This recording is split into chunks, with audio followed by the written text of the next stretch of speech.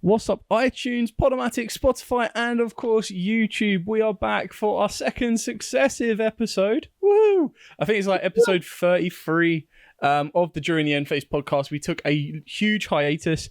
We came back last month and introduced you to Branded and Albaz and, you know, the whole spiel. So we thought we'd do this episode a little bit different. We're still going to have the exact same structure that keeps you well entertained for about an hour and a half. But this time we're actually going to look at two sets.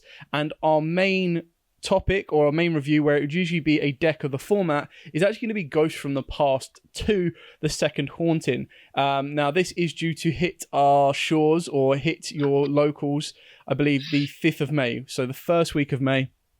And pre-sales have already gone absolutely crazy. We've seen a leak video. And we've got some really nice reprints in here. Plus, of course, we have the 9 new Ghost Rares. So our standard layout will be like a Yu-Gi-Oh turn. So we start with the standby phase, which is basically a mini market watch. Each member of the podcast will bring you a card that is either rising or falling in value, and then a tech card or deck that they think is going to be very good this format, or something that is worth looking into to counter the current meta. We'll then move into our main phase, and we're going to talk about top 3 cards that are game changers. Now, this can be completely... You could do it one or two ways, because I believe we've done something similar to this in the past. You can do it as a card, a single card that was introduced to a deck that took it up astronomical levels. So my best example is Spiral Agent, Quick Fix. Was it Quick Fix? It's been that long. But basically the link monster that hit spirals and completely changed them from being like I wouldn't even say a road deck, like a tier 3 deck, and took them to like tier 0. Crazy. Or you can look at game changing cards for the upcoming format. So kind of like tech cards, but basically cards that will change a game. So if your back is up against a wall, you activate this card, it will flip in your favor astronomically. We'll then move into our battle phase, and of course the battle phase will be reviewing the Ghost from the Past. We now know every single card that has been revealed for this. We've had speculation that the one case that we've seen be opened was one Ghost a case, but that cannot be relied on. There is going to be so many cases of this stuff opened. Prices will be all over the place. We'll also look at the first pre-order prices, because whoever has set these prices is absolutely dreaming. We'll then also look at Dimension Force, which is another set that is due out in March, which is the next core set. We won't go into too much detail, but we'll kind of highlight its set list and what you'll be looking for from it. We'll then wrap up in the end phase, where we will ask or listen to your listener questions and go from there.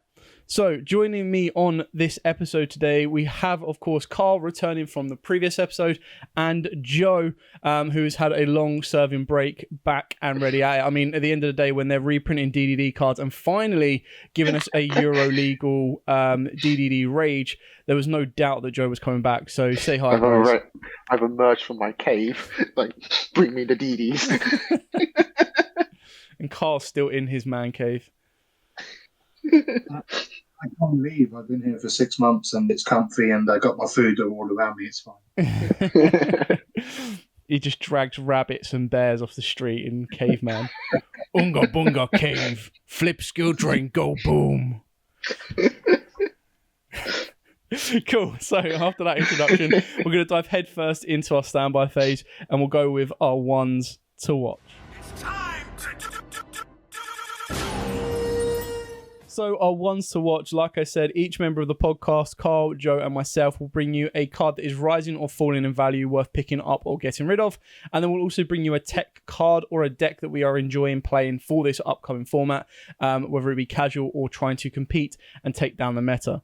So, as Joe told me before the podcast, he was the least prepared. We're going to start with Joe, because it would be funny. Joe, what is your market watch card? So my market watch card is Oblivion King Abyss Ragnarok. More importantly, the super rare from, I believe it was the OTS tournament pack. At the moment, it's £8. This is going to go up, considering it's the only thing that didn't get reprinted in Ghost from the Past. Bearing in mind it didn't actually need a rarity bump, because super is, in all honesty, fine enough. At least it's a holo. But considering it's the only thing that didn't get a rarity bump, and it's a stapled at least one of in the deck, I wouldn't be surprised if the value did go up. So if you have not got your copies of at least the super rare and you want to blink out your DDD deck, I do highly advise picking them up right now. Because again, and as I said, I could easily see this going up to at least double what it is. Considering Copernicus being a common, went up to like 12 quid. This can easily go up to that value.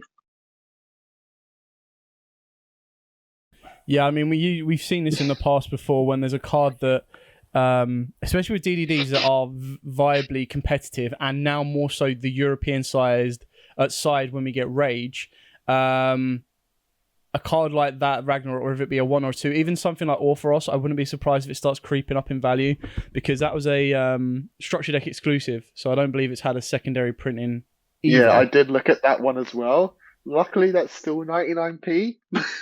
But like, I wouldn't be surprised if that went up as well. I thought like Ragnarok definitely. Let me just go on eBay now and have a look at buying out all of them. 99p. See, knowing Carl's luck, he'll buy Orpheros, and then Konami will come out and be like, "Sorry guys, we missed a card off the Ghost from the past reprint. It was this one." Excellent. Okay then, Carl. So what is, apart from buying out Orpheros, what is your market watch card? So I'm trying to stick with the topic of discussion for this. So on the sense of agents, I believe Diviner of Herald is a card you should be picking up now, because it's not. I believe it's not in for the reprints at all. And that in the same set that the Heralds are coming out, the agents coming out in. And I believe you most definitely do play it at 3. And obviously, you've got so many decks right now that are being slept on that play this card. I believe now would be the time to pick it up. It's not going to get any lower. If you do like your ritual, obviously, you should already have 3. If you don't, get them now, but I believe it will also support agents. Yeah, I mean, it's currently. I love the card. I think that the second the card come out is absolutely mad. And then, can we just as a side note, including Divine of Herald, we all saw this new level 1 fairy that has kind of split opinions because we're not officially confirmed on the translation. So for those of you that don't know what I'm talking about, it was kind of a card that surprisingly went under the radar. It was a brand new card that OCG Konami revealed because it comes out in the next set. And I think, Joe, do you know what the next set is? It's like Hero Rising or something, isn't it? Something of the elements. Yeah. Elemental Force. There you go. So Elemental Force is like the last set that we'll probably get of the year, I believe. No, one more, because I think we get 4 sets a year. Anyway, basically, it's called like Kurikara Tendu. Obviously, we'll get a completely different name because Konami. Level 1 Fire, Fairy, Special Summon Effect Monster. It cannot be normal summoned. It must be special summoned by tributing all monsters on your opponent's monster zones that activated their effects this turn. This card gains... set is called Power of the Elements. Power of the Elements, there you go. Yeah. This card gains 1500 attack for each monster tributed for its summon. On your end phase, you can target one monster on your opponent or in your opponent's graveyard and special summon it to your field. Now, just to kind of put this in context, what it basically means, and the question or the curiosity is whether it's a trigger effect or not. And what we mean by that is it tributes as costs from this translation, so it tributes as cost, and I'll loop back to Diviner, don't worry. This is where Carl's relevance of Diviner is really important. So whether you get Diviner now or you hope that it's going to be in the tins, which probably expect it to be, the idea behind this is, let's say you're facing down a Sword Soul, and I'm always going to use Sword Soul as an example, purely because I think they put the most monsters on board that once they've used their effects, they're pretty much dead. You can kind of flip it to a branded board as well, because they'll end on something like a Mirror Jade, possible route into a Dragoon, and then possible route into Kingdom 1 as well. This will get rid of Dragoon, which is great. Possible route into Chimera. But the idea would be, let's say we're facing down, I'll give you a random board. Let's go with a Baron, let's go with a Dragoon, and then let's add a Chi Zhao on the board, right? So you activate let's say you activate Branded Fusion and your opponent goes, cool, I'm going to negate that with Baron. You then activate, you go, cool, I'm going to activate a second Branded Fusion because you negate the activation. And your opponent goes, Dragoon, negate. You go, right, okay, cool, this is going well. Normal summon Aluba. Aluba's effect to try and search a Branded Fusion. They go, chain Yugioh, banish a card from the graveyard, negate. Right? Now, key in one as well, you've only got one card on the board, so their blackout is completely useless. What you can then do is use the effect of this monster, tribute as cost the Dragoon, the Baron, and the Yugioh. They've used all of its effects. Yes, obviously you've had to go through 3 cards to get here, but regardless, you summon it down. It's destroyed 3 cards, so it gains 4,500 attack. So the card itself is sitting at 6,000 attack, which is absolutely bonkers. And it stays at 6,000. It's not until the end phase. And it's not a once per turn to do this tribute, which I would expect once the translation is finalised, it will be. So your board is now an Aluba, which has only had its effects negated, not destroyed, plus a 6k monster. So straight away, you're doing 7,800 damage to your opponent. If you're able to get another extender on board, GG. But then during the end phase, you go, cool, effect, revive the Baron. Now, this is just an example. The artwork, in my opinion, is stunning. Now, the reason this is important is, in theory, if Eva was back, you could search this card out, which is absolutely crazy, because you send Eva and then, unless Eva only searches lights, does it only search lights? Does either of you two know? If so, this story's been completely pointless. No, you're right. It's level 1 fairies. Level 1 fairies, yeah. So in theory, something that we're not going to get, it could search it out. But I just kind of, wanted to mention that card because I think it's absolutely crazy, and I didn't want to reveal it until we had the official ruling. And second, that I just love the Diviner of Herald. Like, the fact that it can become a disruption, it can become a searcher, it can become a level 6 tuner, it can turbo out sulking plays, it can turbo out... I mean, if you can get a level 3 on the board, it can actually turbo out the new... help me out here, Joe. Power Tool Dragon, that's the one. Oh, yes, the new Power Tool. That thing's great. I mean, quick, come on. Yeah. So, again, revealing new cards because I wanted to talk about them. As the day we're recording this is the day those cards kind of dropped. So the new Power Tool at the moment, it's not in either of the sets we're going to talk about later, but it basically lets you equip 3 equip spells with different names from your deck or graveyard to a monster you control. As a quick effect during your opponent's main phase or just during the main phase, you can destroy one of the equipped cards and then either change the battle position or negate. Yeah, there you go. Pretty good. Negate its effects. So the way I see it is, in theory, you could add a Draco back to it. You could add the living fossil to it, so it gives you a 3 monster reborn. So you can basically bring back the material, one of the materials you've used for it, and then anything else. So the anything else can be the one to discard and negate. The Draco bat is going to be a free bounce, and then the living fossil is going to be a free revive. It's just absolutely mad. I'm pretty sure you could add the Duradol as well, which searches you out the fire. So it's basically just free real estate, which is mad. It's a level 9 synchro, and it just requires 1 tuner plus 1 or more non-tuners. So the best thing about it as well is it's not like Trish where it needs to have +2. So you could do a 6 and a 3.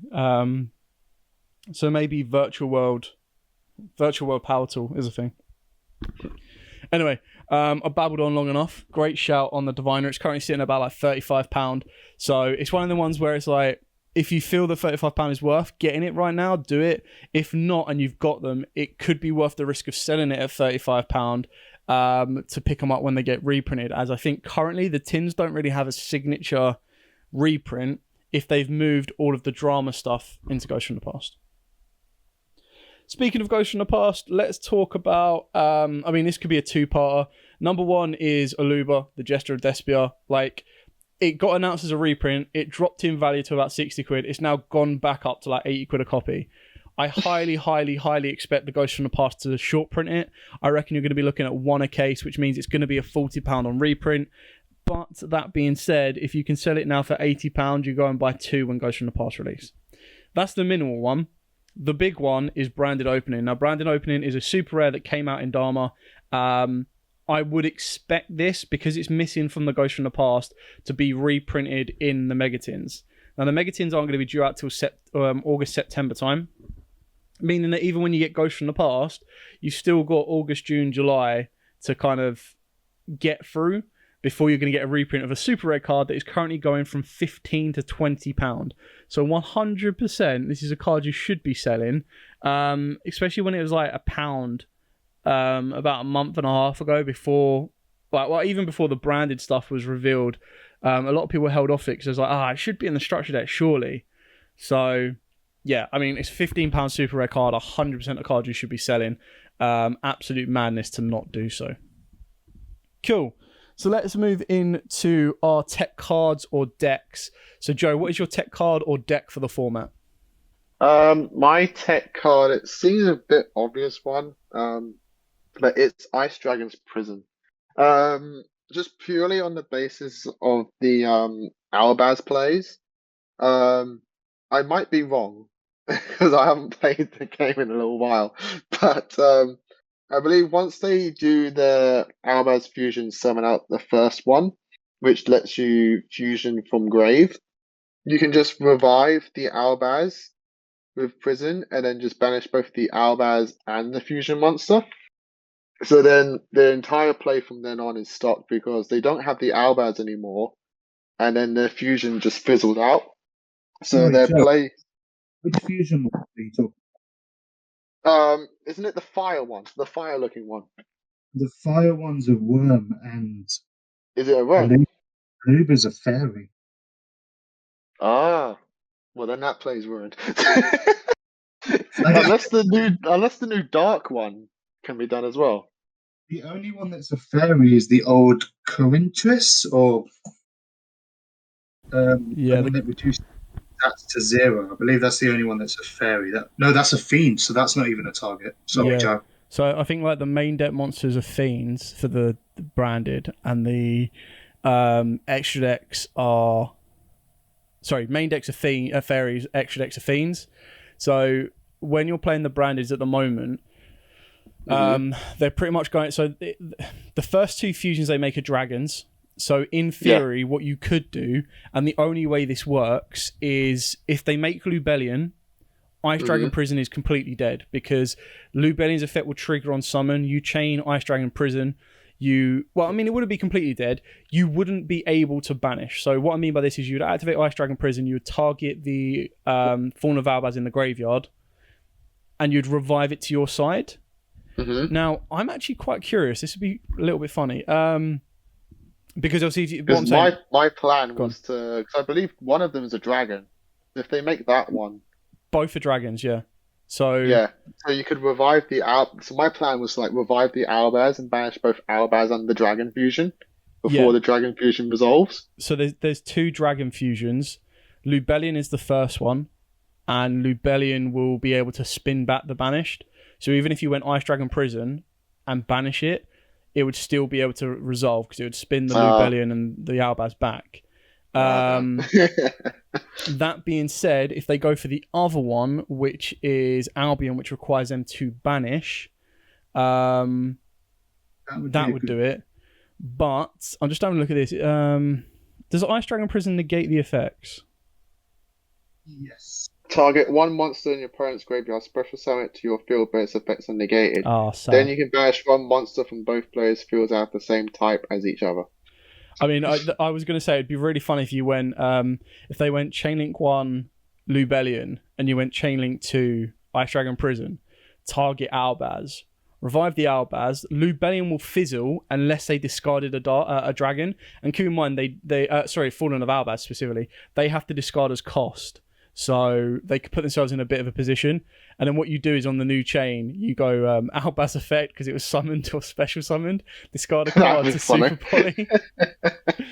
That would have been really funny. My tech's a bit weird now. Yeah, I think I don't know how to recover my tech. I think in practicality for Ice Dragon Prison, it's actually quite difficult because they do run different types, which is why they came with Tikaboo as well. There can only be one. Plus, they just have so many different options for them to make. Like the fact that Lubellion and Albion don't stop them going to other stuff. Their main play is to go into Mirror Jade. So it can be very, very tricky to do that correctly. I think something along the same lines of is, because I consider stuff like DD Crow as well. but in the same sense, what would be good against both Lubellion and Albion is Ghost Bell, which is what a lot of people are playing. But the issue I've is, seen that tag going around as well. yeah, they're chain blocking quite a lot, because the idea is that off of Branded Fusion, if you're going down the dark route, you'll send Tragedy to chain block and search you out Aluba. And if you go down the light route, it's usually because you've already got something in play. Like, you don't really want to go the light route, and you only go the light route to send Hexil in order to make something like Dragoon. So you only go the light route if you have access to Poly, and you can get the Albion to the grave afterwards to then set the red. I forgot what it's called, red something. Branded in red. Yeah, that's it. You'd only do that if you have, well, unless you're desperate for Dragoon, you only do it if you've got a Poly in hand and you can get it to grave. Yeah, exactly. Well, if you guys don't mind, I might swap Ice Dragon's Prison for Dimensional Fissure. the game likes Graveyard right now, and it's a tech that's going around, I've seen. But at least in just 2 profiles I looked at recently. Which is very interesting. It's a one-off, so you have to be lucky. Carl, should we tell him now or later that that's just as bad? So yeah, it's like Lancia versus them. It's not. It really isn't the end of the game for them. So. Yeah. So I mean, like, again, the D-Fissure is kind of a cool little tech, but I'm pretty sure I'm not too sure if they can actually activate Branded Fusion. I always get this one wrong. I think it's like if it sends as cost, you can't. Oh no, yeah, so they can. So they can still activate Branded Fusion. They would send the materials, and then I'm pretty sure Lubellion can just spin the materials back. Plus, Tragedy still triggers if it's banished by a card effect as well. So yeah, you're probably watching one where D-Fissure was being used in the branded deck to gain advantage, which would be pretty cool, to be fair. That would be pretty funny. Cool. All right, then, Carl, what is your tech card and or deck? To be honest, I was thinking, I was having a hard time finding tech because right now every card's being played. But with how the format, we've just got the brand new structure deck, as we keep talking about. And Dark Ruler No More is now accessible by everyone. And I feel like Dark Ruler No More, this format, if you're unable to get droplets, and in some situations it's better than droplets, I feel Dark Ruler No More is an incredible tech card, this format. It will deal with the majority, I'd say the top 3 out of 5 decks will struggle because of this card. And it's cheap, it's cheerful, it's my tech card. Yeah. Again, I think the fact that droplets is definitely not in Ghost from the Past. There's no reason for. I mean, it's in the tins, I believe, has been confirmed, which is completely weird. I have no idea what Konami are doing with tins these days. Yeah, for now, as a budget option, Dark Ruler No More is a very good one to get. Cool. All right, moving on. So my tech card. Again, I'm going to go with tech card on this one because it could be quite good in the meta, depending on what deck you're playing. Now, if a lot of you have picked up Branded, a couple of cards that a lot of people are playing, which is great because they've also been reprinted in Ghost from the Past as well as a counter to a lot of decks, is Zombie World / Banshee. Now, the reason that this is so good is because Banshee is a dark. So what you do is you activate Branded Fusion, you send, obviously... Fallen Valbaz and Banshee. There we go. Thank you.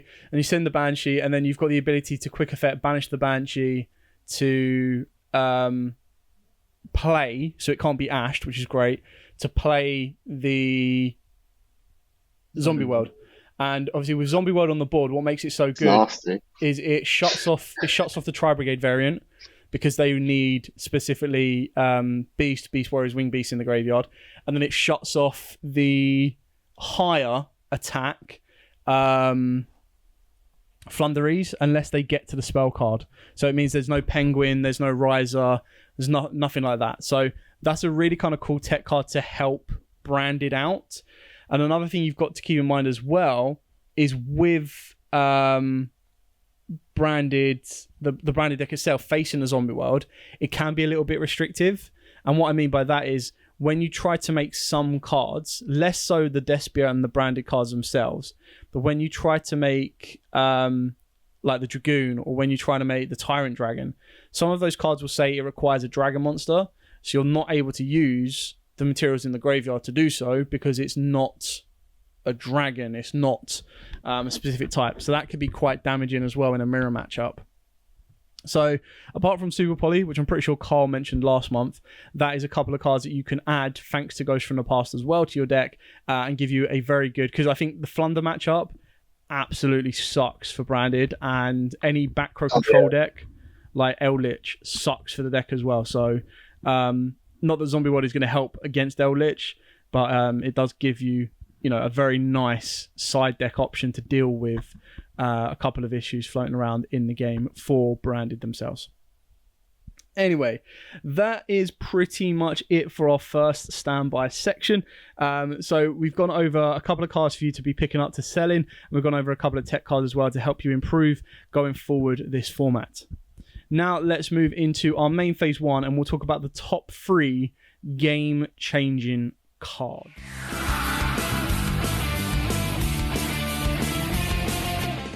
So, top 3 game-changing cards. What do we mean by this? Well, quite simply, we're not talking about, okay, I've just sacked, tell us a story of when you sacked this card off the top. We're talking about cards in the modern game of Yu-Gi-Oh! That on their own, or in some scenarios with a discard, can change the game in your favor. They're cards that if your back is up against the wall, you can deal with it because you've got this one particular card. It's also one of them ones that changes the game for a particular deck. So, for example, in the case of Spiral Agent, getting the link kind of took it up an entire level. Also look at Dark Magician. You could argue that Magician's Souls is a game changer, but you're probably going to look more towards Dragoon as a game changer as well. So there's just some examples that I'm dropping down so you can kind of get the idea of the flow of this. And we're going to start off with Joe to give us his first game-changing card. So this first one, my third choice was a bit tough for me because I didn't want to pick something obvious, because then that would be boring. So my first one is a bit of a weird one, and it may take some explanation. Is access code.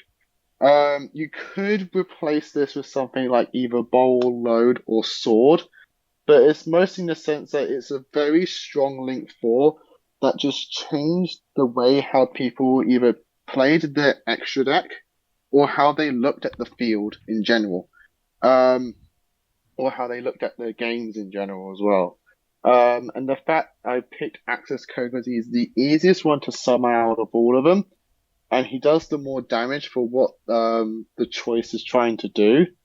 The fact that any deck, depending how you build it, can have a very easy, accessible board wipe while either going for game or at least putting a lot of damage on board to make the opponent struggle to what they want to do next.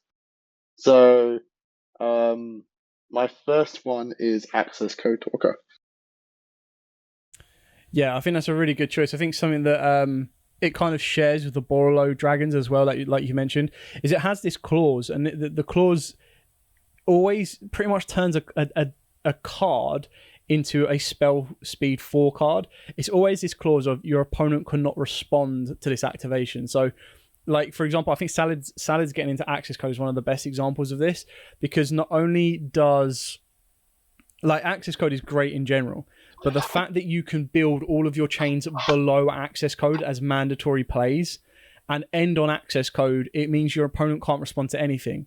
Whereas if you do it the other way around and went access code and then did another effect, they could start responding to stuff. So yeah, that clause is on top of what access code has changed. Like, I think hands down, access code is arguably the best Link 4 around. I wouldn't say Link Monster, for the pure fact that we've got like Link 2s that just, again, are game changers on their own, and we'll get to them in a minute. But yeah, I think that's a really good choice. Carl, what is your first game-changing card? For me, the game-changing card that I believe has saved me in multiple situations, especially when heroes needed it, is Cross-Out Designator. There's Every time I've played a deck that loses to one hand trap, because that's apparently how I like to play. I play decks that would just lose without even playing a card really. And again, looking into Despia is very. Despia can actually be hit by so many hand traps that they're actually in a situation where they are half forced to play Crossout, but Crossout makes it so easy for you to continue with what could be a activate one card effect, negate, okay, pass turn. With Crossout, you will not have that issue as long as you open it. So get good, open Crossout designate.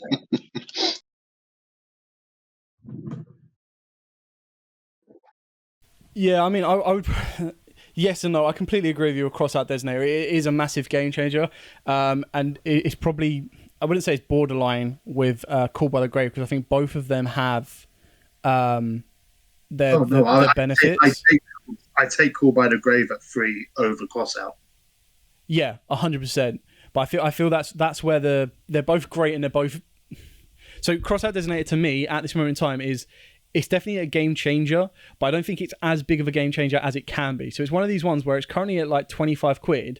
I advise everyone to make sure they've got a playset. If like you can get a playset for about 60 quid, it's definitely one of the cards you're happy to have.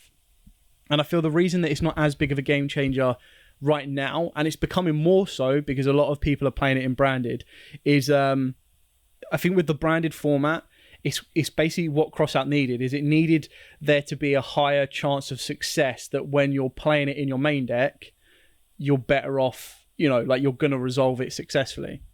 I feel that obviously Call by the Grave is better when it comes to hand traps, but Crossout Designator deals with any card in the game. So it can deal with droplets, it can deal with, apart from like spell speed 4s and stuff like that. I'm pretty sure you could also Crossout Designator a Super Poly like early before your opponent activates Super Poly, but then the chances are they can just chain it. So give or take. Really good card. Completely agree with that as well.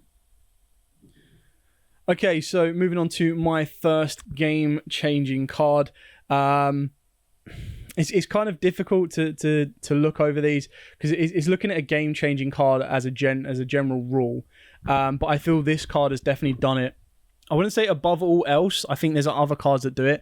But game-changing cards are cards that you're either jealous of that don't fit your archetype, or you absolutely hate and you're like, this card needs to be banned. Now, I was on this card is degenerate, it's horrible, it needs to go, to the, actually, I can see the use of a card like this. Now, the choice on this one as a game changer is Mystic Mine. Now, No, I'm done. See you later. I mean, I wouldn't call it a controversial pick at the start because it is a game changer. Like, it is a game changer. Yeah. Straight away, it created its own deck. It created its own format of you just don't play the game. Like, you sit there and you burn. You have back row outs or you burn. And it's just been adapted more and more and more. So for a single card on its own, like Missing Mine doesn't have an archetype. It doesn't have, like, I know we had some fake leaks a while back, but it doesn't have it doesn't have cards that specifically support it. Now, obviously, it works with the whole stun element of the game in general. But what I mean, the fact that it's a game changer is there could be times when your backup is against a wall and you go Dark Ruler, activate Mystic Mine. That's it. You've probably just switched the game from being absolutely battered because they've got 5 Omni Negates on board, as in monsters, to I'm going to win this game now. Now, I don't agree with some of the degenerate ways of doing it. The way I see this is Mystic Mine should be used as a way for you to get back into the game and balance the field back out. It shouldn't be used as a, all right, cool, draw, pass, and like that's your tactic. If your tactic is to sit there on Mystic Mine and go draw, pass, you're a degenerate. Get out. If your technique... Go on. That's like going up to a stranger in the street, giving him £2,000 and just going, do you mind waiting 5 minutes and I'll come back to get it? they're not going to wait 5 minutes. Like Mystic Mine players are going to put it down, and the chance that they're going to wait, build resources, then give it a go when they see a win. Mystic Mine it created a type of player, shall we say. Yeah, no, I mean, I agree that like the Mystic Mine player, and we put that in air quotes on that one, I don't agree with. I agree with Mystic Mine being one of them ones where you're so fed up of losing dice rolls. Well, it's probably going to be more game 2s or 3s, but it's just one of them ones where it's like my opponent is going to be prepared. Like if I'm just playing a normal deck, as long as I've got a field spell that I can replace the Mystic Mine with, my opponent is so prepared to deal with anything that I'll be like, right, cool, I've got a Judgment for the evenly matched. I've got Scythe to lock out their extra deck, and you just go, right, okay, cool, well I've baited out this negate, I've baited out that negate, activate Mystic Mine. Or you can bait out my entire hand of 5 cards, I'm going to activate Mystic Mine, I will then be able to replenish 5 cards from my deck by the time you attempt to out it, or I will be putting myself in a position. And I think like a position like that is more balanced. Like I think Mystic Mine probably should have been a card that said, like, to balance it out. So, like, if you wanted to make it so there wasn't a Mystic Mine designated deck, you'd probably say, pay 1,000 life points to activate this card. Straight away, you can't then try and stall for time to win via life point damage. And then it should say, if your opponent's deck is down to 1 or 2 cards, destroy this card. Because then straight away, it means that it couldn't be used as a deck out tactic. Now, I would have just put like the clause like while this card is face up on the field, card inflicted damage can't be activated. Yeah, but then it wouldn't be Mystic Mine Burn. Wow, That's the whole point of the deck, isn't it? No. Like, Mine Burn. No, while this card is faced on the field, no one will like you. I mean, I've definitely been on both sides of this. I've been on the side of I hate you right now. Of what are you doing? How dare you put that down? And I've also been on the other side of I really want to win this game. This is the difference between me going to top cut and losing, or winning an event. And it's like I'm dropping this card now. So anyway, Mystic Mine definitely a game changer. You can see by the back and forth that we've had on this one that it definitely changes games. Cool, Joe. What is your second game changing card? If none of you has got this one on your list, I'm very confused or very surprised, should I say? It's Verte Anaconda. This card literally defined or changed the way that fusion cards work in this game. Like, let's all be honest here. Like, Fusion Destiny, cards of that nature, Red Eyes Fusion would not be as good or broken in quotes as they are right now if it wasn't for Verte Anaconda. I mean, like, you could hard play them, things like Fusion Destiny, and I don't think Despia could do it, but if you know what I mean, those kind of cards, you could hard play them, but there's nothing better than just making a generic Link 2 after you baited out all of your opponent's negates and just playing it from deck. Like, there's that vast difference, and I think Verte Anaconda is just, again, one of those cards that just changes how fusion cards work, to the point where, like, it almost hinders how future fusion cards can be made and what text that they now have to always say. Like, I think it's because of Verte that the branded fusion spell says, like, you can only fusion summon the turn. Like, otherwise it could Konami could have easily got like away with like for the rest of the turn. But because Verte is a card, like, they had to like put that clause. So to me, number 2 is Verte Anaconda. Yeah, I mean, I agree with Verte Anaconda. I don't think that clause is on there because of Verte, because in theory, exactly like Red Eyes Fusion and everything else, you can still make Verte and then send that card. The only thing is, the only card you'll be able to make is the Mirror Jade. So right now, when you look at Verte Anaconda targets, you've got Fusion Destiny, Red Eyes Fusion, and then Branded Fusion. Like, what one are you going to take? Arguably, Fusion Destiny probably plays the least bricks because of what else it adds to the deck. But yeah, I mean, Verte Anaconda is just stupid. I can't believe Verte Anaconda hasn't done to the game what another Link 2, which I expect a couple of us might have on our list, and we'll come back to this, hasn't done to the game. And what I mean by that is this specific Link 2 that I'm talking about has ended up getting cards banned because of its involvement. So But yes, Verte Anaconda is definitely one I was going to mention as well. It wasn't on my list because I knew someone else would have it, but it's one of them cards exactly like you said. You can bait everything out, and quite like a drop in a Mystic Mine after you've baited everything, it's a card that you go, right, bait everything, make Verte, bring out Dragoon, bring out Fusion Destiny, DPE, whatever you want to kind of go. And then off the back of that, the fact that Verte, A, sends us cost, so it can't be ashed, so that's one less card that can interrupt it. B, the fact that it only applies the fusion effect and not the fusion restriction allows it to abuse the particular cards, such as Red Eyes Fusion that says you can't summon the turn you activate this, Branded Fusion that says you can only summon fusions, and in theory, like you look at Shaddoll Fusion as well. So there's so many ways that it can abuse. Like I think initially people were like, or when they brought it out, they were like, yeah, cool. So if we didn't have Dragoon, Red Eyes Fusion would never be a thing. And if we didn't have DPE, Fusion Destiny would never be a thing. Fusion Destiny would never be a thing. So is it Verte's fault or is it Konami's fault for giving us decent fusion monsters? I'm not trying to protect Verte at all because like I agree. Like I love the card, but it's just one of them ones. It's like, yes, I've done all this hard work to stop my opponent making a board, and they go, and as soon as you see they have 2 effect monsters on the board, you're like, yep, Verte's coming down. So yeah, Verte definitely a massive game changer. Cool, Carl. What is your second game changing card? Okay, so it's free for the price of one. It is one card, but it's also 3 cards. It's one card that leads to others. And you've already mentioned one. For me, you could call it E-Telly, you could call it Hulk, or you could call it Auroradon. As soon as you get access to that Hulk and it resolves, say you baited out the negates, you go E-Telly into your Punk Engine, you know how it goes, into the Hulk, into the Auroradon, build what you want. Like, I believe you can get a one Omni negate, 2 monster negates, or 2 Omnis, 1 spell. It gives you access to such good first turn boards, and it allows less competitive decks to compete.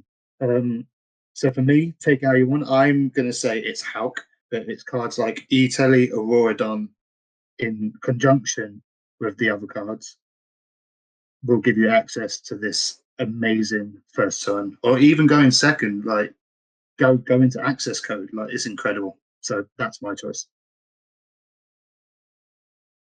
Yeah, again, very decent kind of choice on that one. 3 and 1, like you said. I think stuff that cards that are never once per turn, and cards that are basically just 1-for-1 trades, whether it be trading for a negate. I mean, the worst thing ever in the world is, for example, activate E-Telly, chain Ash, cool. Activate second E-Telly. Like, to me, that's just as bad as activate evenly matched, negate, or negate activation to be specific. Activate second evenly. Like, those gut punches to something like that is just the absolute worst. The amount of times I hear Donald doing that, it saddens me. I kind of give up on that one. Like Donald is officially not. He's not a meme himself, but Donald has officially created this hand is terrible. Standby, main, Dark Ruler, battle phase evenly matched. Like he's epitomised that. Like I don't know if he does it deliberately. Like I don't think he's that like. I would like to think he's not malicious. I don't mean this in like a really evil way, but I'd like to think he doesn't sit there going, you know what's really going to mess with my opponent's head? I'm going to tell him I've bricked. I'm going to tell him I've bricked, and I'm going to watch that hope in his eyes. Like he probably sits there and goes, I'm watching those hope in the eyes as he sits there going, yeah, I'm not getting tiramisu. And then he goes, oh, well, I guess I have to play this then, and just flip start ruling no more. And you sit there, and it's that, what's that cricket meme? You know, that guy that just sits there and he's standing there with his arms on his hips and he just stares of pure amazement and disappointment. Like, I think like the opponent just stares into Donald's soul. And what makes it worse is it's literally that SpongeBob meme. Like he's just standing there menacingly. Yeah. But like it's also that SpongeBob meme where he goes, want to see me do it again? Evenly matched? And you're just like, bro, really? Really? I think Donald sits in front of a mirror watching himself and he goes, Dark Ruler, battle phase, evenly. And he goes, no, that one won't go back. Dark Ruler, Evenly, yeah, that one's malicious. I remember that one. He practices the faces and everything like. No, I swear he does it. Swear he does With it. a smile, a little smile. That eyes, like he goes, "I'm sorry," but the eyes going, "You're screwed." Yeah, 100%, 100%. Well, I'd hate to see him at poker where he just goes, "Ah, this hand is terrible. Flip royal flush. Is this a good hand?" And you're just like, "Bruh, you're taking the mick." We love you, really, Donald. Man. We do. Okay. Next game changer. So, there's a couple of cards again, and what I mean by this one is these are cards that I'm considering changed the game. It changed the way decks were being played. Now, and it changed the way people played it. So I'm going to go with that grass that's greener. Now, the reason I'm choosing that grass that's greener good choice. is because... Huh? Why are you doing this to me? That's not cool, man. I've only just forgotten about grass. Bring back the feels, bro. Bring back the feels. So, I mean, I don't think anyone else is going to have this other card I'm going to mention as well, but quite like Sekka's Light, these two spell cards change the way people play decks. Now, obviously, Grass that's Green is probably a little bit less relevant now because people are still playing 60-card decks. Now, what I meant by that is when Grass that's Green back in the day, the reason that it changed is it started to bring in this phase of people no longer playing just bang out 40-card decks. People started to play 50-card decks to try and combat Grass so they got less mills. People were playing 60-card mirror. Like, the 60-card mirrors were hilarious because it was just great when they went, how many cards in your deck? 60. And then straight away they went, cool, that's Grass is Green is dead.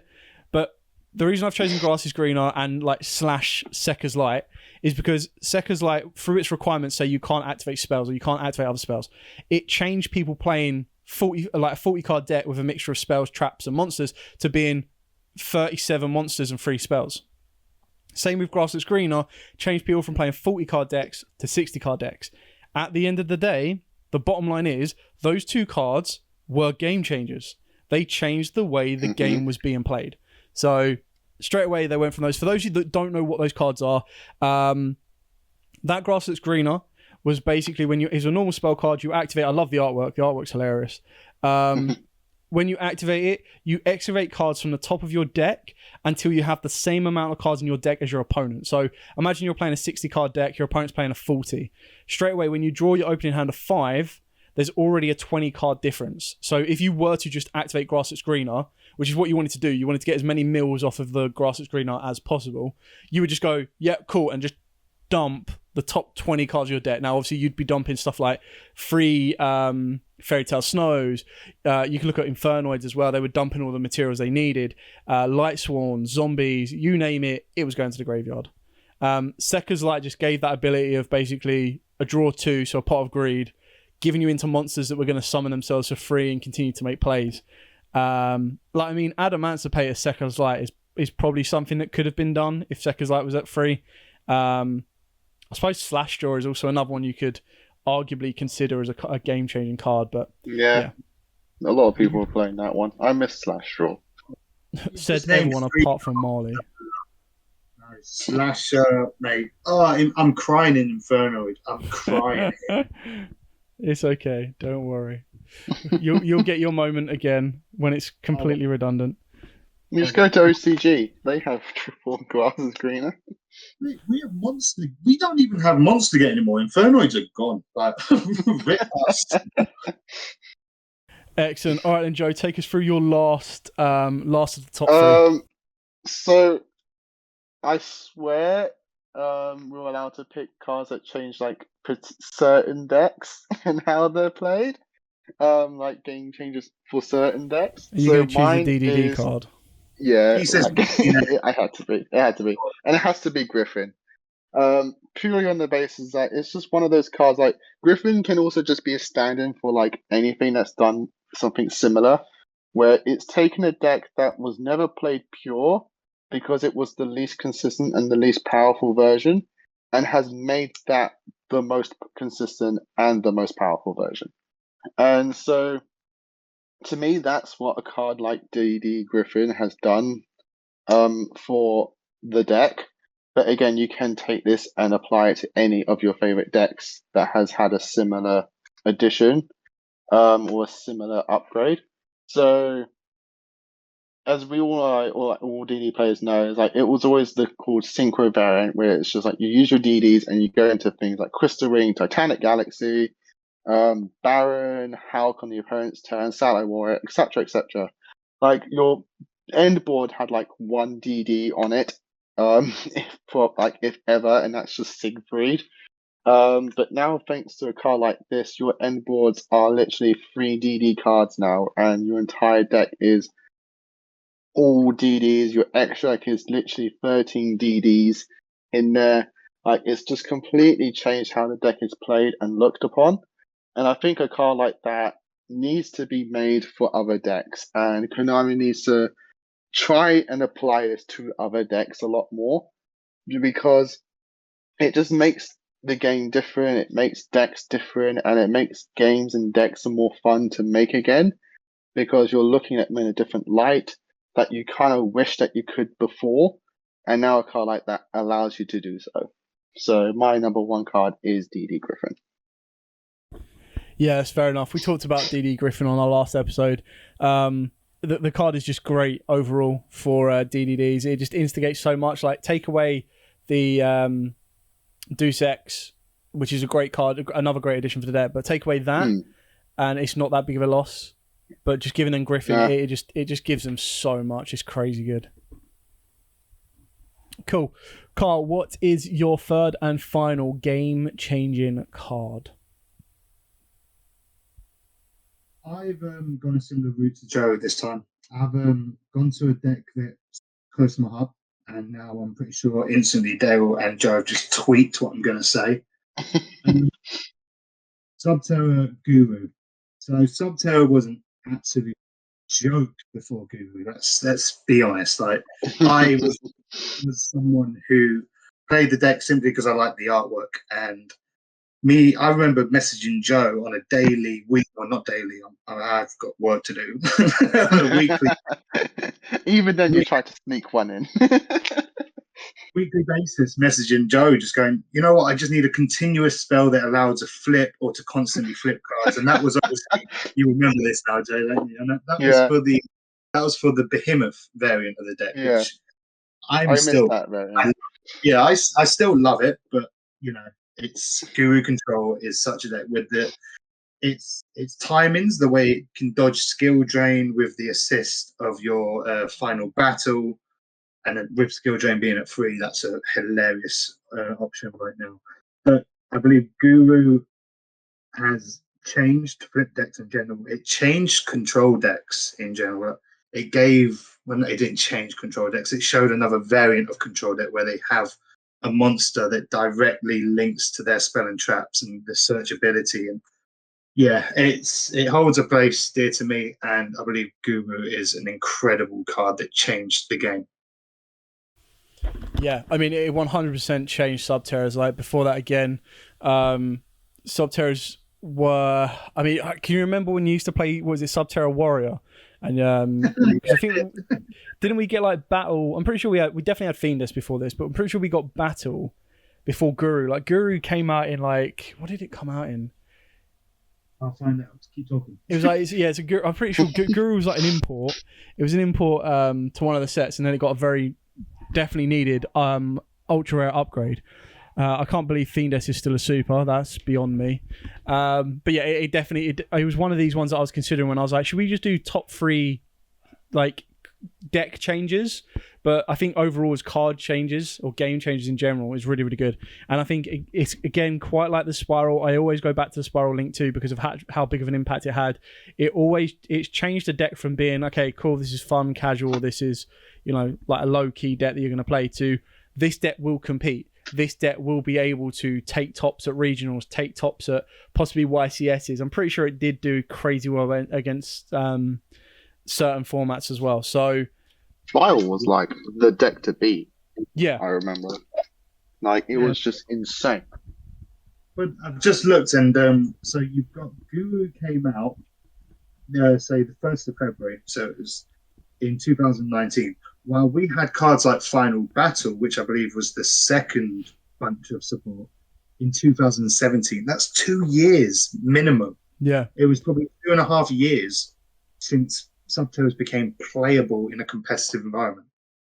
Yeah, because if I remember rightly, Subterrors were a TCG exclusive. Because this was the time where we were like, OCG are basically just saying, you know what, Konami, you can have these ones as TCG exclusives, but we keep the main important card.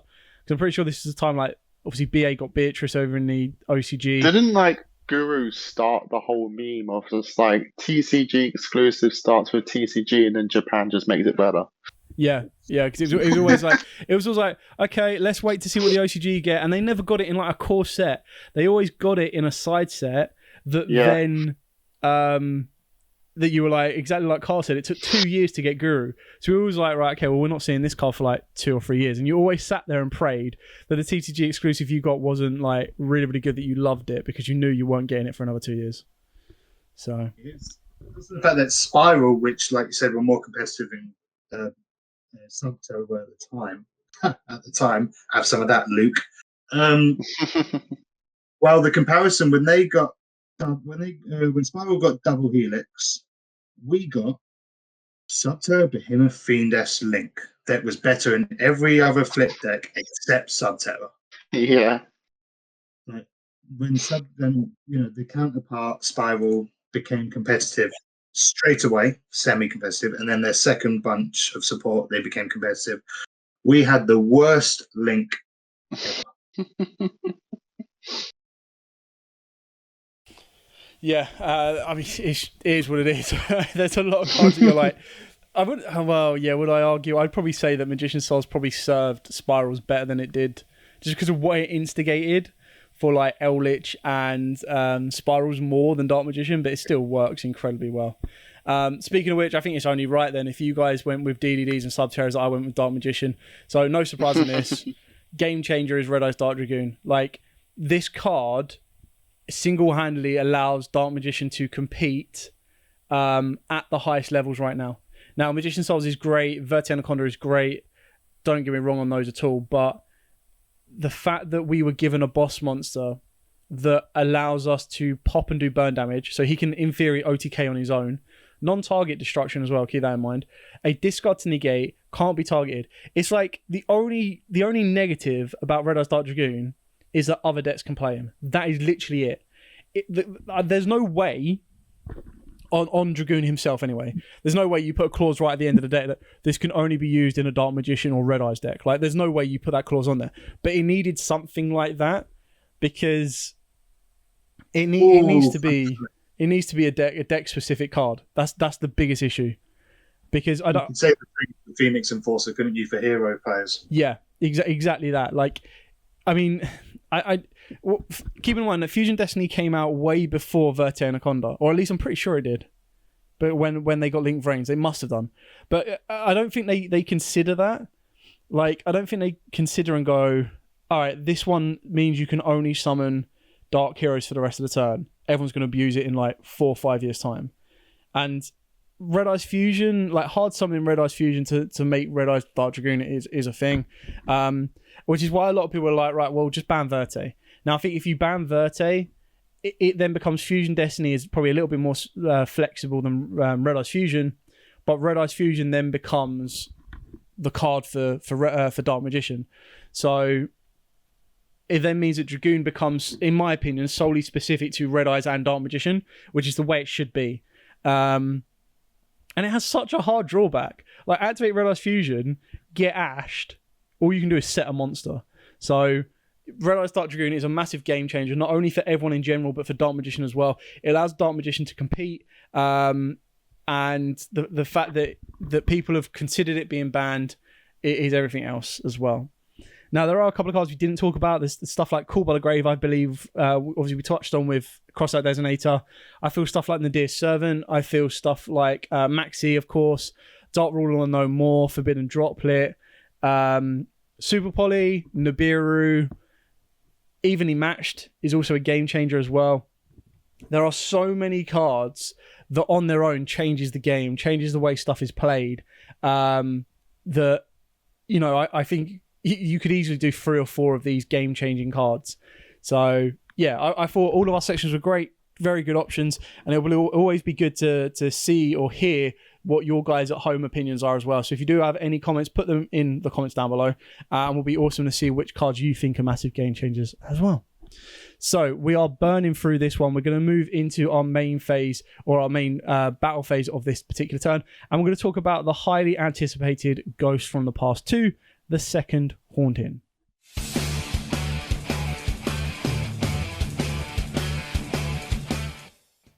Okay, so Ghost from the Past, Ghost from the Past 2, yes, is Ghost from the Past. Oh, yes. Ghost from the Past, yes, is very, very good. Okay, let's try that again. That's definitely staying in the podcast. Yeah, Every single American listener just absolutely died on it. I knew it. He cannot speak English. What is this fool? Tut tut. No. Back to some scrounging. We've just completely not disjointed, but like we completely disjointed. Well, I'm going to go with disjointed because I can't think of anything else. We completely disjointed all of one of our posh listeners. They've all gone, no, this is some ruffian stuff. They can't incorporate high level British talk about Yu-Gi-Oh. What is this Yu-Gi-Oh? Some sort of card game?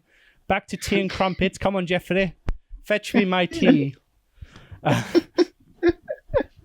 Can't say we're not entertaining. Anyway, Ghost from the Past 2, the second Haunting. I love this and hate this all at the same time. I love it because I love Ghosts. I hate it because it's going to be a mega pain in the ass to get them.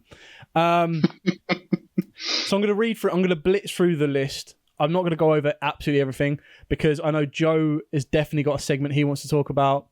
I don't really have much of a segment to talk about, but I know Carl does. I'll be talking probably more about the Ghosts than anything. So the Ghost from the Past 2, what does it bring us? Well, they come in mini boxes as the first Ghost from the Past did with 4 packs. They say it's easy to get Ghost Rares. I don't believe that, but we'll soon see. The Ghost Rares in this set are the Eye of Timaeus, Red Dragon Archfiend, Blue Eyes Ultimate Dragon, Cyber Dragon, nice, Winged Dragon of Ra Sphere Mode, interesting, Dark Arm Dragon, Dark Magician Girl Original Art, Red Eyes Black Dragon Original Art, and Blue Eyes White Dragon Original Art. Now, obviously those last 3 that I said are going to be massively chased. If Dark Magician was £600, I highly expect Blue Eyes and Dark Magician Girl to be £600, unless these are incredibly easy to pull. Now, from the last set, just as a kind of like a rough basis, I bought 3 cases. I knew a friend that also bought 2 more. In 2 of those cases, we got 2 Ghost Rares. In one case, we got no Ghost Rares. In another case, we got 1 Ghost Rare. So Konami said it's going to be twice as easy to pull the Ghost. What does that mean? Does that mean each case is going to contain 4 Ghosts? If so, beautiful. Thank you, Konami. Or are you saying that each case is going to contain 2 Ghosts? If so, Konami, that's pretty much what I got before. This is going to be difficult. Especially when there's 9 Ghost Rares to try and get as well. It's crazy. The standout reprints in this set. Now, when I say standout, I'm talking about the generic meta involvement on these. So the ones that are going to hopefully bring the prices down. We've got Rise of the Mega Monarch, which is obviously a reprint for Flunderees. We've obviously got the first reprint for the Wandering King. I think it's like what Wandering King, Wild King, something like that. It's basically the Fiend. Yeah, Panther. Wandering King, Wild Wind. There you go. We've also got, I didn't realise this. We've got a reprint of the Fossil Skull Knight, which is great because that card was like a £30 card. We've got a rarity upgrade for Cupid Pitch. We've got reprints for the Plunder Patrols and Halley Fibrax. And then we've also got reprints for a lot of the DDDs I'll let Joe talk about a little bit later on. The standout card is probably going to be Aluba, the Jester of Despia. But there is speculation it's going to be short printed. And quite like the Dragoonity structure deck from last year, this year they've put the Agent structure deck in the set as well. So any cards that are missing from it, you're going to want to try and pick up. On top of that, it seems like they also put the entire zombie structure deck in there as well. Yeah, they pretty much gave us the zombie structure deck stuff that we haven't had a reprint for a while. It then gives us the final cards. Now, I don't know what set this was in. I think this is like... but basically it was like a promo set that the OCG got, and it gave us a new Rainbow Dragon, a fusion between Yubel and Neos, Heat Soul, finally, and the Link 5 Borrow Load. Plus, I believe there's a new DDD card and a new Rebellion card as well. So there's a lot to go through, but I think we'll do what we've done with the rest. So we'll start with Joe, because I know Joe's main topic of discussion is going to be the DDDs in Ghosts from the Past. So, Yeah. Joe, take us away with your So spiel. these two know what I did ages, like a little while ago. I literally, no joke, sent an email to Konami support asking for the reprint of Zero King Rage because I wanted this reprint for so long because it literally defies what a deck looks like between two regions, and it was very unfair. So the moment I got a woke up like little ping on my phone early in the morning from Dale saying, "Hey Joe, look at this," and Zero King Rage was confirmed for this set, I was like, "Oh my god!" Because it literally just gave everything I wanted. But not only did they do that, they also gave the other one Zero Laplace, so I can have fun playing around with that. But they also put in Ewology King Vice Requiem. I probably butchered that first part, but like this card also adds some very nice gimmick and tech plays that you can do with the deck, giving your any monster that's used for it as a material the effect of once per turn. You can target the card in the field, shuffle a dark contract from your field or graveyard into the deck, and if you do, destroy that card and gain 1,000 life points. So it's like, cool. Let me just give that to my Xyz as well. So there's that as well. But giving rarity bumps to the deck as well was also very nice. Dark Contract with the Gate should not have been a common for this long. So there's that as well. But not only was I excited for the DDD reprint, reprints and upgrades, but having all the fossils in here as well, having the Neos fusion of Yubel and Neos is really good because it gives Neos fusion a good target that isn't just Rainbow Neos for game.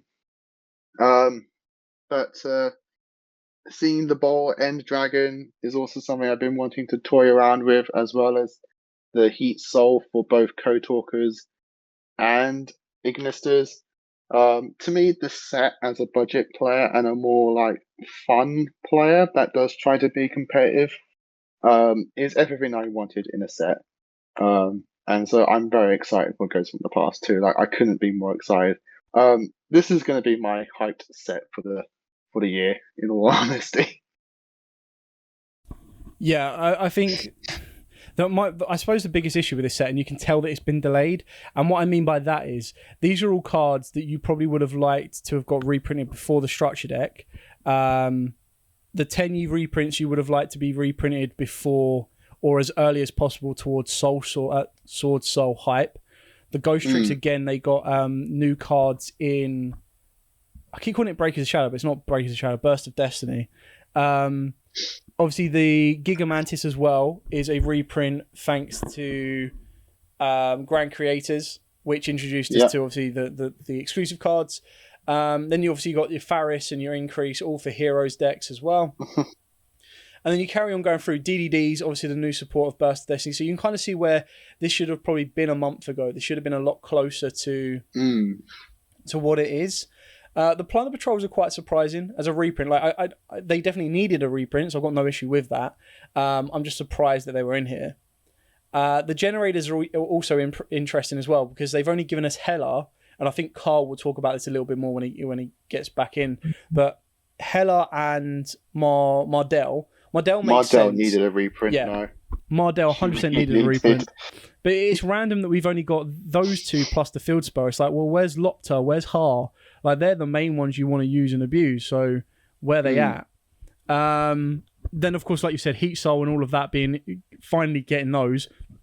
And then, of course, Rage. Like, bloody hell. We were just talking about how long we waited on Guru.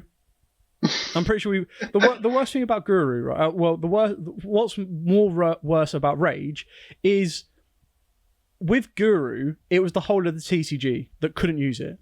But with Rage, it was like, okay, you know what? Well, Europe TCG, you can't use it, but American TCG, you can.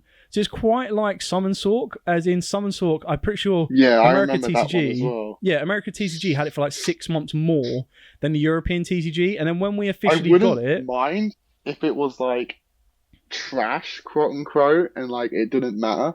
But the fact that it literally was a really important card, and it literally made it so that one side of the game plays a deck completely differently to the other side. It's like, well, that's just unfair. It's like it's just not right. I shouldn't have to be punished for my region.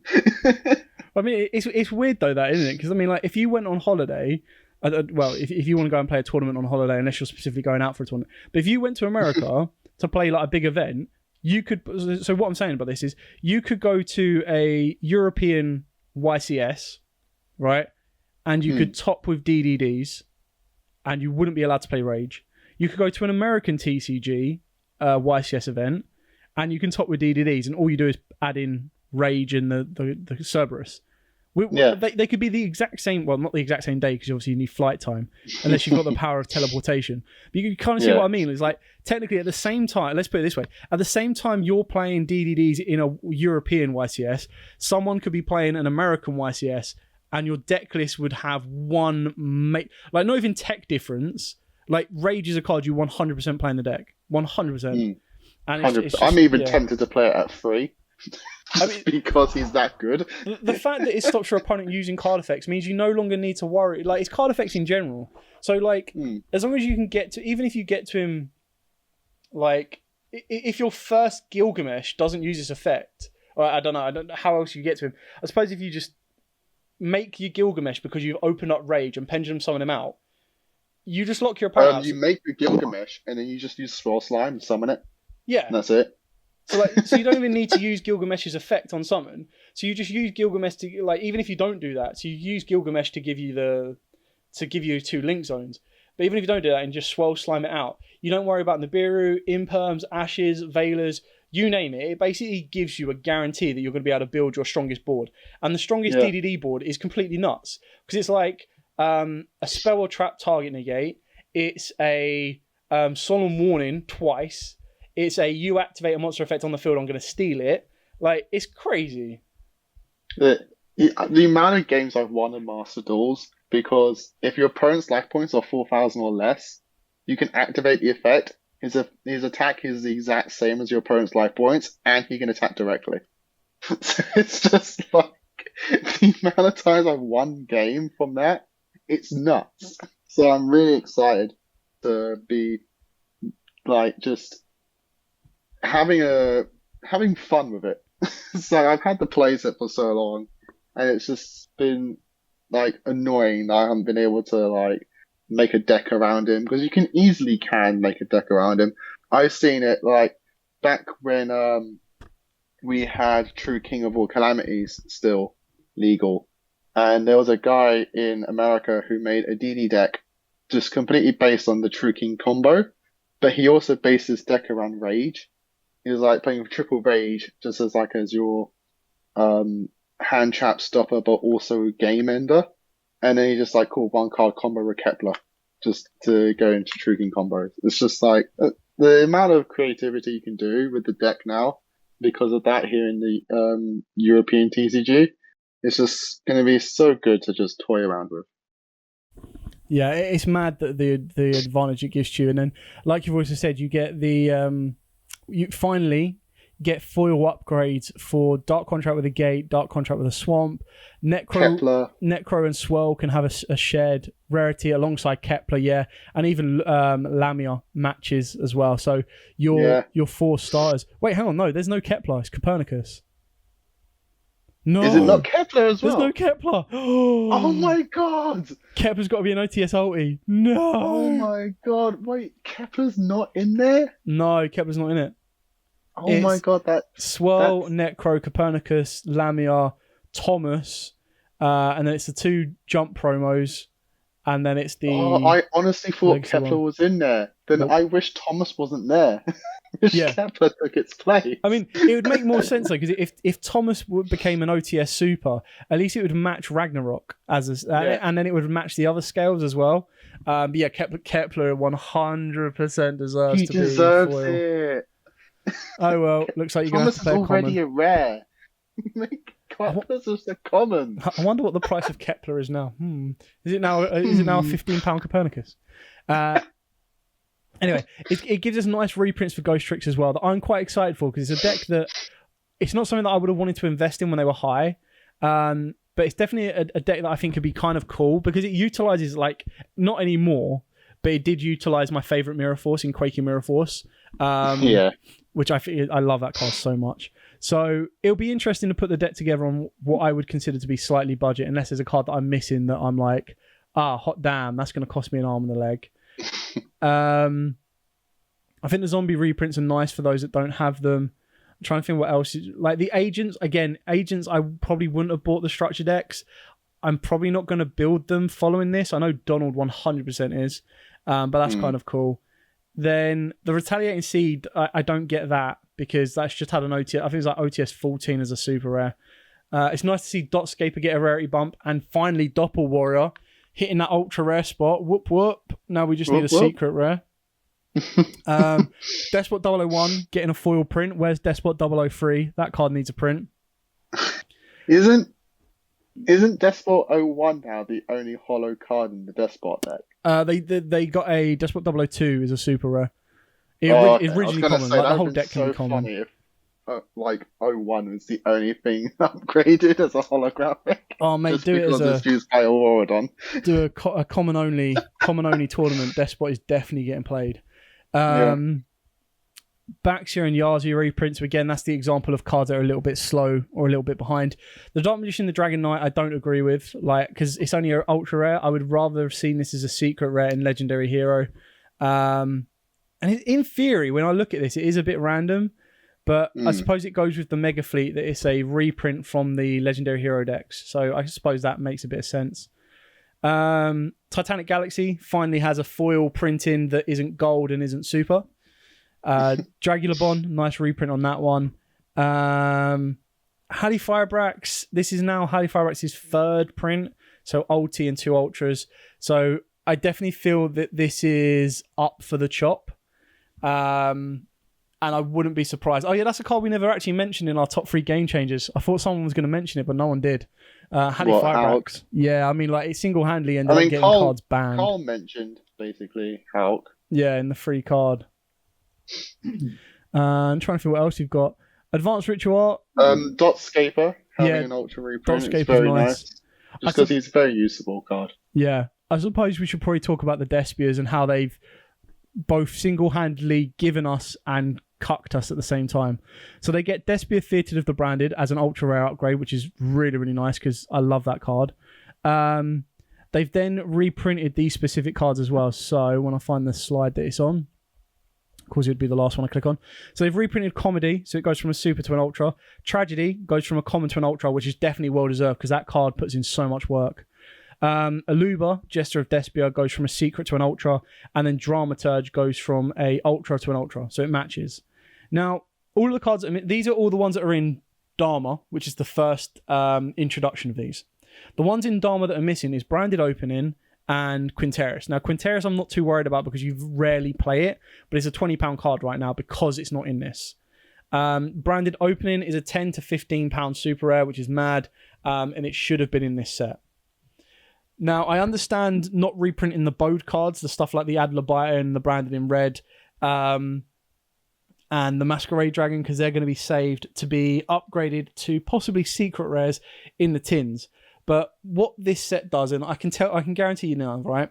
People are now hyped for this set because they're like, yeah, I can get Aluba. Aluba's going to be a £30 to £40 card. Like, easy £30, £40 card, and it'll probably crawl up in price. Now, obviously, if Konami double print this and reprint it again in the Mega Tins, then it'll go down even more. But I highly doubt it. I think they'll do what they did with Droplets, where they'll go, or evenly matched, where they'll reprint it early and goes from the past, but then exclude it from the tins. Because then what this does is it means that people are going to go, right, well, I'm going to go buy the structured decks. I'm then going to buy Ghost from the Past to get Aluba. I'm then going to buy the Mega Tins to get the Branded Opening, the Quinteris, the Adler Bite, and everything like that. So in theory, it's a very smart plan from Konami because it makes people invest in free products. So obviously, if this had all of the reprints in it, they wouldn't bother with the tins if they wanted to be a Despia player. And if all of these were in the tins, they wouldn't bother with Ghost from the Past. And Ghost from the Past would be missing, in my opinion, a meta-relevant card. It's still missing a meta-relevant generic card because it's not got that droplets, it's not got that evenly matched. It is literally Do you want to play Despias, Plunders, 10 Years, DDDs, Ghost Tricks, Agents? And if you're like, yeah, no, I don't want to play any of that. Do you want to collect Ghosts? No, not really. You're not going to touch this set.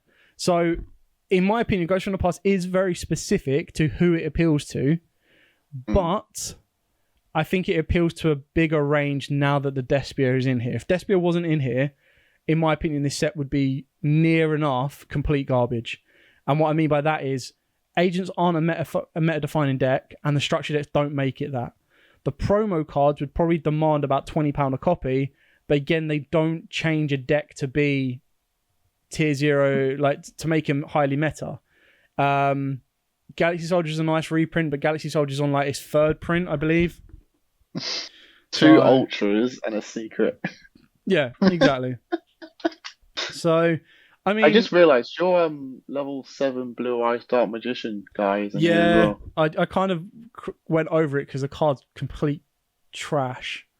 So I think it's called like Chronicle Magician, and it's like hidden at the bottom, but it is like complete garbage. So I'm going to try and... We finally get last of the Coda cards for Code Talkers, the green guy.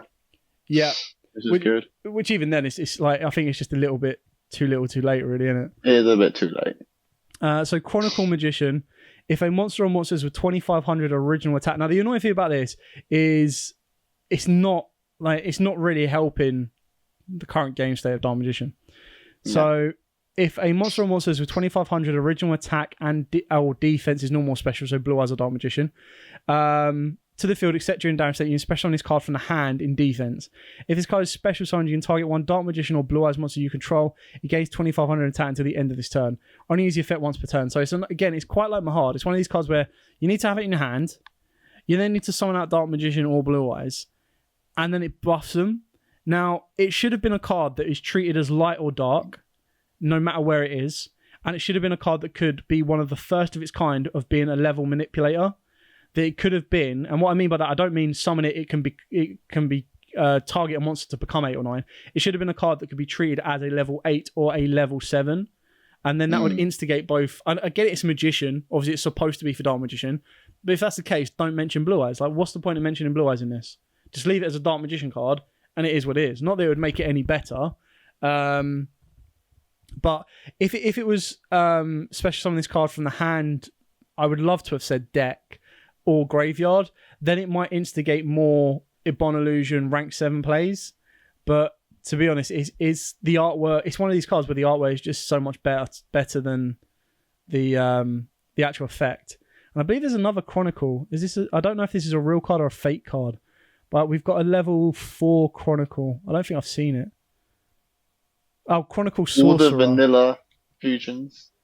Chronicle Sorceress.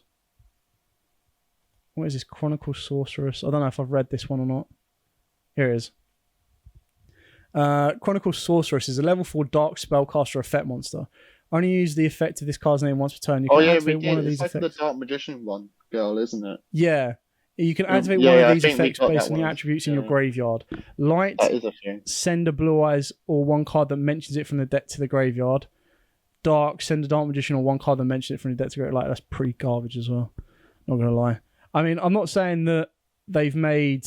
well, I mean, Dragoon is the pinnacle. Dragoon is like top tier stuff. But, yeah, these cards are garbage. Sorry to anyone that was expecting these to be good, but that's on you. Anyway, Carl, are you back yet? I've been back for ages. I've been wondering if you'll leave anything for me to touch on. I don't know. Is there anything you wanted to talk about? Oh, well, like you said, generators. I'm both... mate. In general, this set has made me happy for the public and people that are playing budget. Me quite irritated, simply because I do have generators. I love generators. I do have heroes. I love heroes. I do have Despia, and I was one of those people. I picked up a Luba when it was £15 each on release. So for people like myself who have already invested in all these cards and managed to get them early when they were cheap, and now they've all been reprinted. I'm like, okay, so many cards I own are losing value. But at the same time, for budget players to now have access to what I think are some really fun decks, like, DDDs. I don't think any of the cards were specifically. Oh, the Copernicus was expensive. So yeah, like people having access to DDDs now. I love DDDs. Good for them. Same for generators. Same for heroes.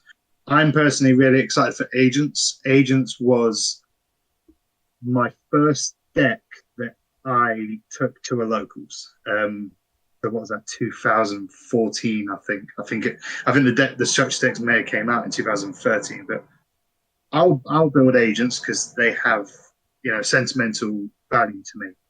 I feel like in general, this set is great.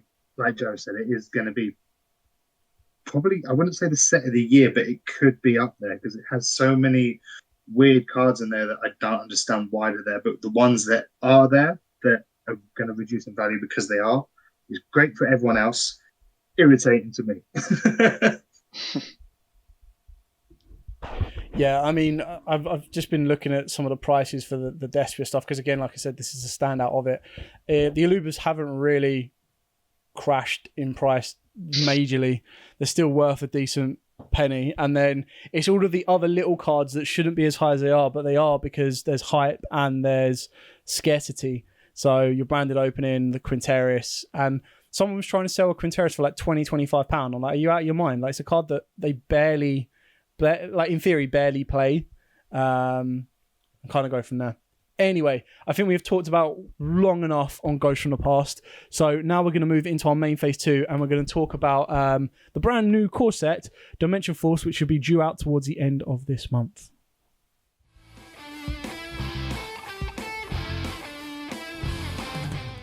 So Dimension Force is the brand new core set. I believe in the TCG is due out, I think it's like a week after Ghosts from the Past. Just trying to have a look here. May 20th. So 2 weeks after Ghosts from the Past. And it introduces us to the following: Ancient Warrior support, Battle Guard support, Branded support, yay. Despia support, Dynamorphia, big Dynamorphia stuff.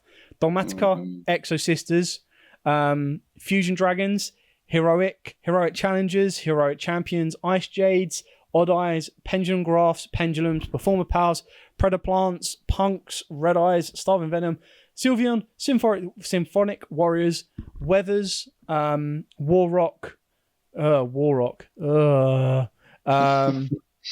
It also introduces us to 2 brand new archetypes in Scareclaws and Therions.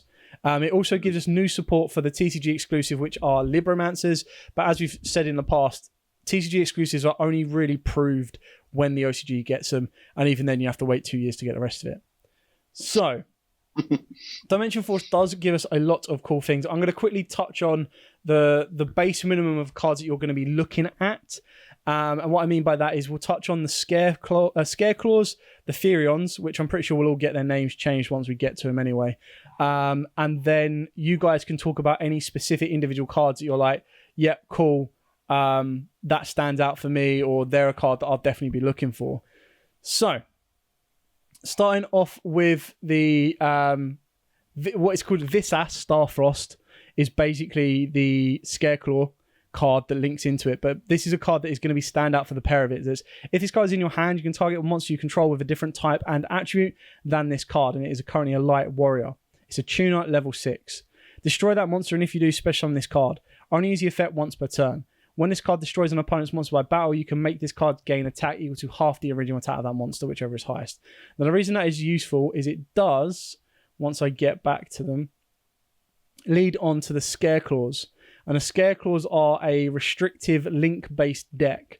So, Scareclaw Astra is you can special on this card from hand to a main monster zone in the column of a Scareclaw monster you control or its adjacent column. You can only special summon it once per turn this way, and while you control a defense position Scareclaw monster, your Scareclaw monsters in the extra monster zone can attack a number of times each battle phase, up to a number of your defense position Scareclaw monsters with different names. Now, the artworks on these cards look really, really cool, so I definitely advise you guys going to check them out. But the reason that these kind of... I don't think they're going to be main meta, but they're certainly going to be interesting because they seem to have already got... future support laid out, basically. And that's what I'm trying to highlight to you, is that these cards have already got more coming in the next set, more coming in as like link monsters and control. It kind of reminds me of Evil Eyes. So if you ever really liked Evil Eyes, that's kind of like the same level that you're looking on. The Furions themselves are all different types and different attributes, and they basically allow or share the same effect that you get to target a Furion monster or a warrior monster in the example of the Furion Ball. The other ones are like target a Furion or a machine, Furion and a worm, I think, but I don't think one of them's a worm. And then you get an additional effect. So you get to special summon the card from the hand, and then if you do, you get additional effects. Now, the best one that is the standout one is the Furion machine, and I'm not exactly sure what it is called because I think they've changed it. I think it's called Furion's King Regulus. Yeah, that's the one. So you target a Furion monster or machine monster in a graveyard, special this card from the hand, and if you do, equip that monster to this card. When your opponent activates a card or effect, you can send one Furion monster card from your hand or field to the graveyard and negate that effect. So basically, your Furion's King becomes a 1-for-1 trade as a Omni-Negate, which is really, really cool. So he's definitely going to be a secret, and it's definitely the generic one to be looking out for, even more so if you're playing machines as well. Before I pass over to the other guys, the other card as well that is standout is the brand new branded trap card. So you target one Despia monster or level 8 or higher fusion monster in your graveyard, special summon it, and then you can apply the following effect. Fusion summon one level 8 or higher fusion monster from your extra deck by banishing fusion materials listed on it from either field.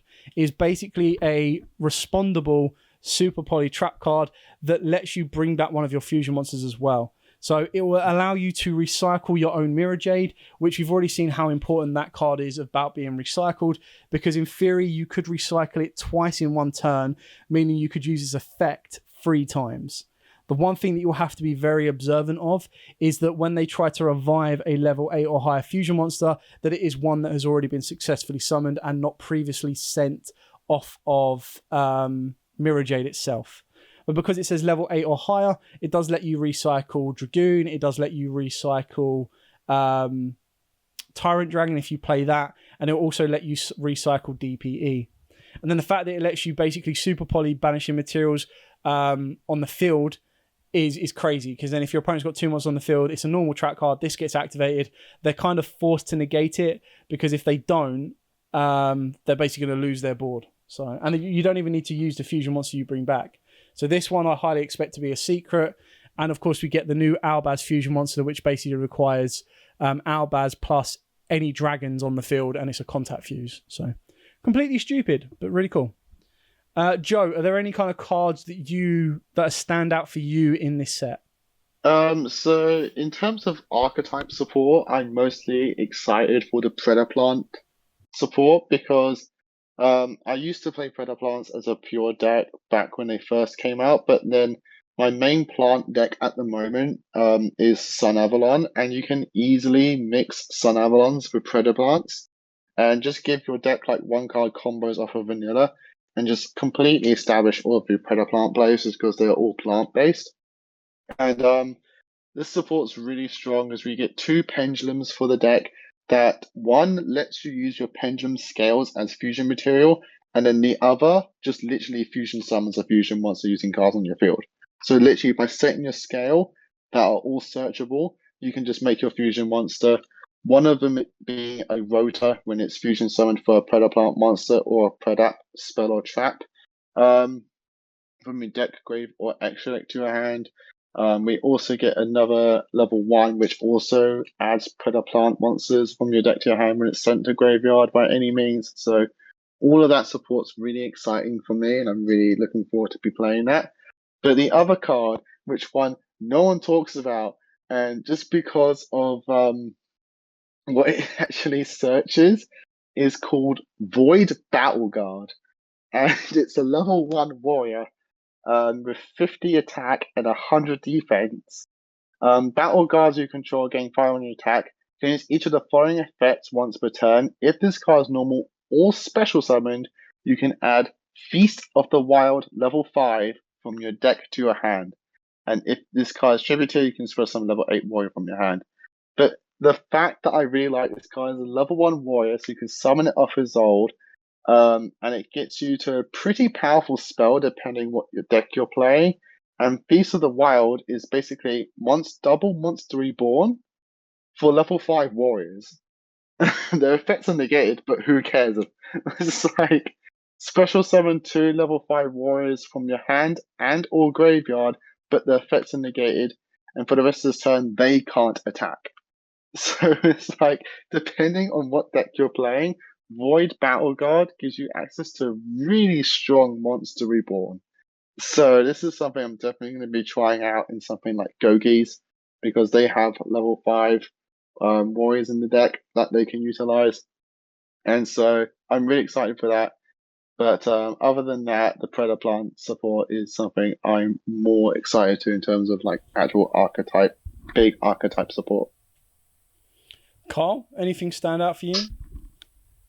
Yeah, to be honest, I'm low key really buzzing for this set. Like in general, I look at the set in general, I'm like, this is rubbish. Like there's nothing great. But then picking bits and pieces that I'm interested in, like I'm really excited for the zombie support. I think it's huge. Like they got Al Ghul, which is a level 8 battle trap from hand or grave, and it can special summon itself and reduce its level by 1 when it's in the grave. You got Crazy Clown, which is basically a level eater once per turn, but reduces it by 2 levels rather than 1. You got the new Red Eyes Zombie Dragon Synchro, which is reoccurring. I think it's you banish a zombie, special summons itself. And Like the it sprint has is a probably quick the one you'll effect be on cutting field the to most. special summon zombies from the grave. That becomes huge with the next card. So Corpse, Felgrand, and anyone that's close to me know that Felgrand is probably my favorite like card of all time. Corpse Felgrand on summon, it targets and banishes a card on your opponent's field or grave. Or when other zombie cards are special summoned, it can target and negate a card. Just okay, cool. And then the last one is Immortal, which is again a reoccurring card via banishing, but by itself, its summoning effect. It's a foolish burial for zombie monsters, I believe. So already, I'm really excited for the zombie engine. They all look incredible, especially the Felgrand, obviously. You got the new Punk Deer note, which gives. I don't even want to talk about the combo, but you kind of have to, because again, this is where E-Telly or one card is going to. Joe's going to like this. So King Calamity, which is basically Calamity, but you cannot respond to it. Every deck that plays an E-Telly can now end on a King Calamity in your opponent's turn. They can't play Yu-Gi-Oh! Their turn, as well as a Not draw fair. all because Punk the note being added to the guide. They got the exact level they needed, which was a 5. It's ridiculous. And again, next one for me, Odd Eyes, Pendulum Graph. So I don't like Odd Eyes as a deck. I don't like Pendulum unless it's DED. That's a different question. But Odd Eyes, Pendulum Graph, Dragon, it allows you to search a ritual spell in the end phase as long as it's in the scale. And on field, it's a spell negate, I believe, by tributing itself, but then it goes to the scale. So if you summon it, if you ritual summon it, sorry, you have a spell negate on field, and then you activate its effect. It will then go to pendulum scale to then search you a ritual spell in the end phase. And then, as Dale touched on, the next two I'm interested in is the Dynamorphia Sport. Big. I hope you're good at maths, because it's going to be an annoying time going against Dynamorphia. And Exorcister. Sadly, it's not the support we need quite yet. The next wave of support coming for them is it. That's what we need, and that'll be fantastic. But this gives us a bigger boss monster other than one that just has a banish during your opponent's turn. Yeah, so that's it for me. So it's the zombies, the Punk Deer, the Odd Eyes, the Dynamorphia, and the Exorcister. So not many then, really, just a couple. Well, it's a few. It might cost me a little bit depending on the rarities, but I generally think, other than the Dynamorphia and the Exorcister, I don't think anything has much chance of being a secret. Yeah, I mean, I wouldn't put it past them making the Dynamorphia Dino a secret. They did the others. Yeah, I can't expect that to be a secret. I reckon we'll get a secret. I don't think the zombies will be secrets. I don't think I think the punk's going to be a super to go along with the rest of them. I think the Odd Eyes is going to be an ultra, 100%. Every Odd Eyes card in main cores have been ultras. Like you said, I think the Dynamorphia or the Exorcister have the chances of being secrets. Yeah, I definitely think the trap card for Despiers will be a secret. I think the Therion King will be a secret. We already know that the Visas Starfrost is a secret, so I think their Link monster will be a secret. So that's 4 out of 10. Illegal Knight is the new adventure card, which if I open this up, so let's see exactly what it does. During May phase, if you control no monsters or you control an adventurer token, especially on this card from the hand, if you control an adventurer token, quick effect, target up to 2 cards your opponent controls, give control of this card to them, and if you do, return the targeted cards to the hand. Only use each effect once per turn. So, I mean, you're basically trading a 2 for 1 on that one. Maybe a secret, but probably more likely going to be an ultra. The Odd Eyes can either be a secret, as it is the Ritual Pendulum, because it's a cover card, but like you said, I think it's probably more likely going to be a ultra rare. And then I don't think the Exorcist needs to be. Let's have a look. The Weather Painter might. I don't know. They seem to like giving Ice Jade secrets, which completely confuses the heck out of me. What is this? Branded. Oh, I love the artwork on this one. So branded forfeiture. Target 1 fusion monster you control and 1 monster your opponent controls that was specialed from the extra deck. Return them to the deck. During the end phase of this turn, each player special summons 1 fusion monster from their extra deck that lists Fallen of Albaz as material. So, I mean, it's interesting. The artwork is absolutely amazing, though. Absolutely. It's basically, I think it's Adlerbyton or Drama. I think it's Adlerbyton versus Victorious Ecclesia. And then it's also got some of the smaller Despiers around in the background. Like, I can't wait to see that in person to see how it looks. Warrock Medium. What the hell is that piece of garbage? Oh, it's a spell card, which again looks amazing, but I bet it's terrible. While your opponent controls a special summon monster and you control a level 7 or higher Warrock. Cool, very specific. Neither player can activate the effects of monsters on the field during the main phase 1. During your main phase, you can set 1 Warrock spell or trap directly from your deck, except itself. Also, you can't special summon monsters for the rest of the turn except warrior monsters, even if this card leaves the field. Just so disappointing. And then the last one we've got is... Where is this? Dogmatic category. I don't know, I probably butchered that. Ritual summon 1 Dogmatica ritual monster from your hand or deck by tributing Dogmatica monsters and or ritual fusion or synchro monsters from your field whose total levels equal exactly the level of the ritual monster you ritual summoned.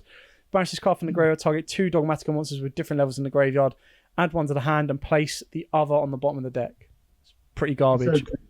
It's okay, but it's just slow. It's a trap. It needs to be a spell. It needed, like, the Dogmatica rituals are okay. So why not give them a good card? Why not make it a spell and make it worth playing? Yeah, exactly. I mean, I'm not seeing, unless I'm wrong on this one, I'm not seeing that generic meta-changing card. No, there isn't. There's no like droplets or evenly or anything like that. Target 1 card you control, return it to the hand. If this card's in grade, target 1 face-up card you control.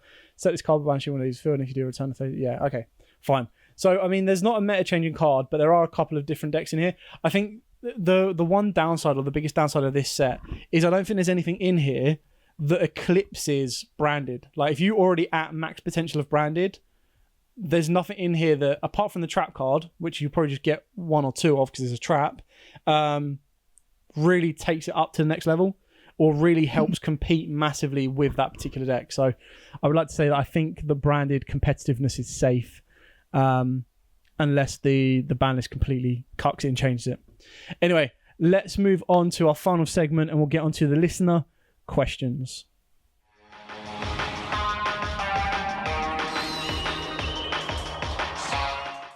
So thank you all for joining us so far on this episode. The dog is saying goodbye as well, even though we haven't finished yet. So we've got a couple of listener questions, so we're just going to go through those now, and then we'll wrap up the show. So the first one is from the ever faithful Zane Truesdale, who loves to give us like 3 different questions. Ooh, okay, so here are some questions and new cards for this podcast. Number 1, if Konami announced one day that they would do erratas for 10 cards to be balanced, what card do you think should be changed, and if you can, explain why? I think we're only going to do... Let's do 2 cards each, because I think that's just quicker and easier that way. First off, I'm going to go with Pot of Greed. Draw 2 cards, but you cannot add or draw cards for the rest of this or for the entire turn. So it's one of the ones like you can probably put it can only be activated at the start, but it's one of these cards where you can't draw and you can't add. So basically, what you're doing is you activate Pot of Greed. You're only drawing 2 cards. That is nothing. You're not doing anything else. So your deck needs to be a deck that doesn't search and doesn't naturally draw. And I think it can then come back and it's balanced. But then again, it's kind of like Sekka's Light, but you're still allowed to play other spells and traps. So that would be my first one. I'm pretty sure we've gone over stuff like this before. I'm just trying to think what else. I think one of them was so Satellarknight Patellamaias. You just need to say that it requires 2 Tellarknight monsters. So straight away it changes that being completely banned and busted. Anything else that you guys can think of? I'm just having a look through the ban list now. Yeah, not a banned card, but I can think of Engage. Like Engage at 2 or 3 is going to be ridiculous if it does happen with Sky Striker possibly they are getting new support in the future. I feel like if Engage was made into a once per turn, fine, yeah, cool. I wouldn't mind them drawing 1. Oh no, they got a second copy, drawing another card. But like Engage, or as we mentioned earlier, DP Intricate, like we've already mentioned it, they should be errated to be locked into archetypes. Yeah. Joe, anything you can think of off the top of your head? I'm just flicking through. Polymerization should be once per turn. You can only fuse, synchro, XYZ, or link once per turn. Can you imagine that? Jesus. Come on, these thespians, they're everywhere. Get rid of poly, make it once per turn.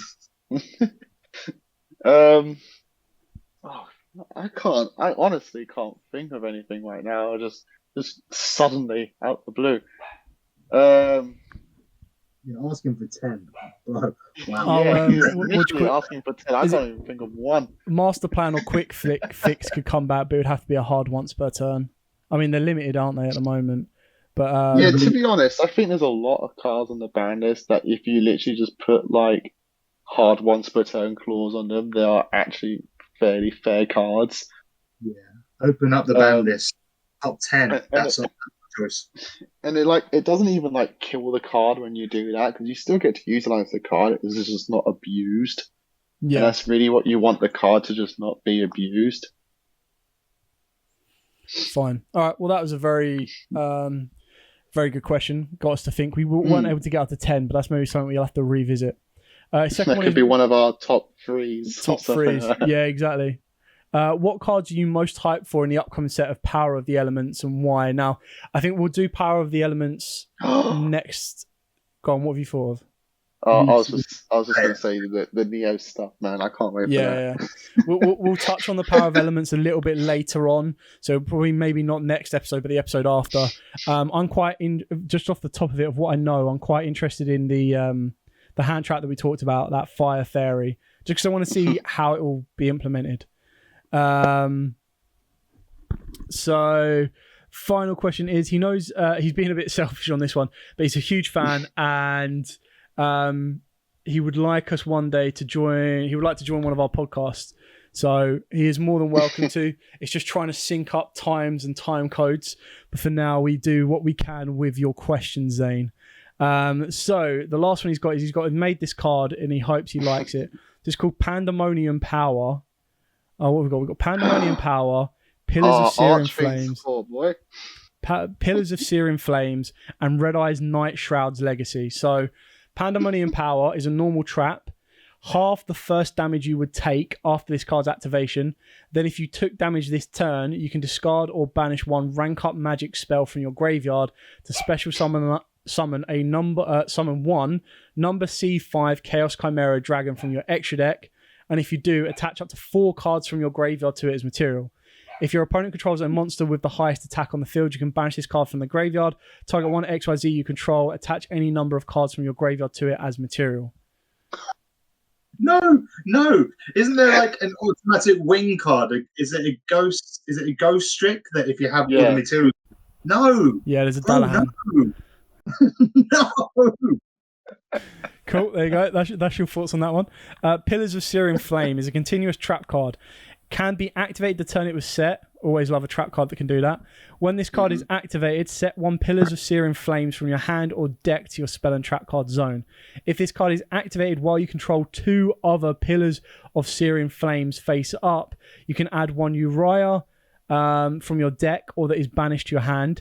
If Uriah, Lord of Searing Flames, Hamon, or Raviel leave the field by an opponent's card and is sent to the graveyard while you have 3 Pillars of Searing Flames in your graveyard, you discard 1 card to special summon it back. Only use each effect once per turn. So I like it. Activate the turn it's set. When this card is activated, set a I think the most out of all of them. That's good. That's fair. I like that. Picasso. Mm-hmm.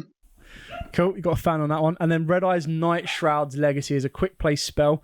Tribute 1 level 7 or lower Red Eye's monster you control. Special summon a Red Eye's Darkness monster from your hand or deck. And if you do, add 1 Inferno Fire Blast from your deck to the hand.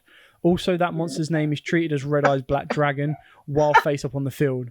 For the rest of this turn, you can't special summon monsters from your extra deck except for dark monsters. You can only activate 1 Night Shroud Legacy per turn.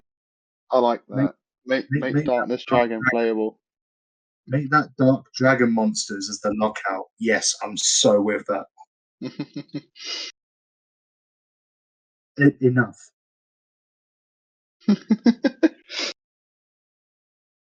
The dog needed some telling off. Cool. Right, okay. Not even going to go there.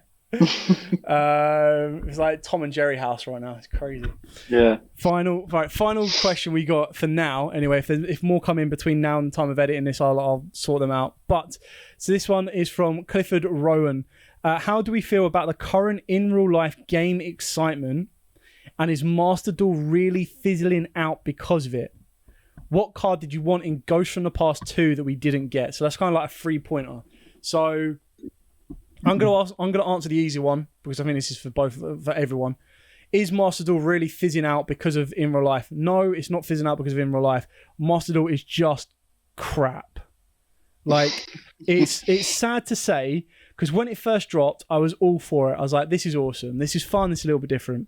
The issue is it has no real world implications on the actual game itself. It's not a testing platform. If I want to test a deck or new cards that have come out, I will go and use Dueling Book or something like that. Or heck, I'd even print out the proxies. Second to that as well, yes, the events they do are quite cool, but I believe they do these events without actually stopping and thinking about them. Because the amount of time when I'm like, oh, yo, by the way, people are now just FTKing themselves to get 3 points. It's like, right, cool. Oh, by the way, this event is just FTKs or one-turn kills. It's like, cool. Sounds like fun. And then the fact that they're behind, it never really matches up with the in real life. So I don't think it has effect with the in real life excitement as to why Master Duel is fizzing down. I feel that if what you're trying to say is that you feel that it's fizzing down because more people are now able to go back to events. No, because it was fizzing up before that. Yeah, I agree. It was fizzing out before that. I think the issue is it just doesn't. I feel that the popularity at the start was because it was like it was built up to be, oh guys, this is this is Konami's official like dueling network system, and everyone's like, yeah, cool, let's do this. And then straight away everyone's like, oh, this is a bit refreshing, this is a little bit different. And then eventually, after about a week or maybe even a month, people were like, yeah, this is boring. Like, it's best of one. It's cross-ban list. The lore videos aren't enough in depth. Like, I don't feel like I'm actually doing a story. I don't feel like I'm learning a huge amount. So I just feel that Master was a real bit of a disappointment at the moment. What card? I think we'll all answer the last one. But what card did we want in Ghost from the Past 2 that we didn't get? Is there anything? Kepler. Yeah, Joe's learned the new one that he didn't get a foil Kepler. Agree with that one. Carl? Personally, no, not really. Yeah, I mean, I think Ghost of the Past pretty much had it. I think the only thing that I feel is missing, not that I wanted it, but I feel that the only thing it's missing is it's missing a meta card. It's missing a card that is currently sitting at like £50 plus that needs a reprint. So like another access code or well, yeah, Dragoons for the tins, but yeah, Dragoon would have been nice in this. Droplets. DP is a little bit too soon, but just something else that makes it broader for everyone. And then the final one is, how do we feel about the current in real life game excitement? Well, as the dog continues to agree with me, for the past few weeks, I've actually found it really boring. I think the format is stale and boring. The branded decks has given it a nice little like push, but I feel that it's basically just papering over the cracks for now. I feel that it's still like Scythe format is boring, Floodgate format is boring, mirror matches are boring. So it definitely needs a ban list to shuffle it up. If this answers the question, I've been playing a lot more Digimon than I have actually been playing Yu-Gi-Oh. To me, Yu-Gi-Oh has just been not to like give the like feel that I hate the game, because I really don't.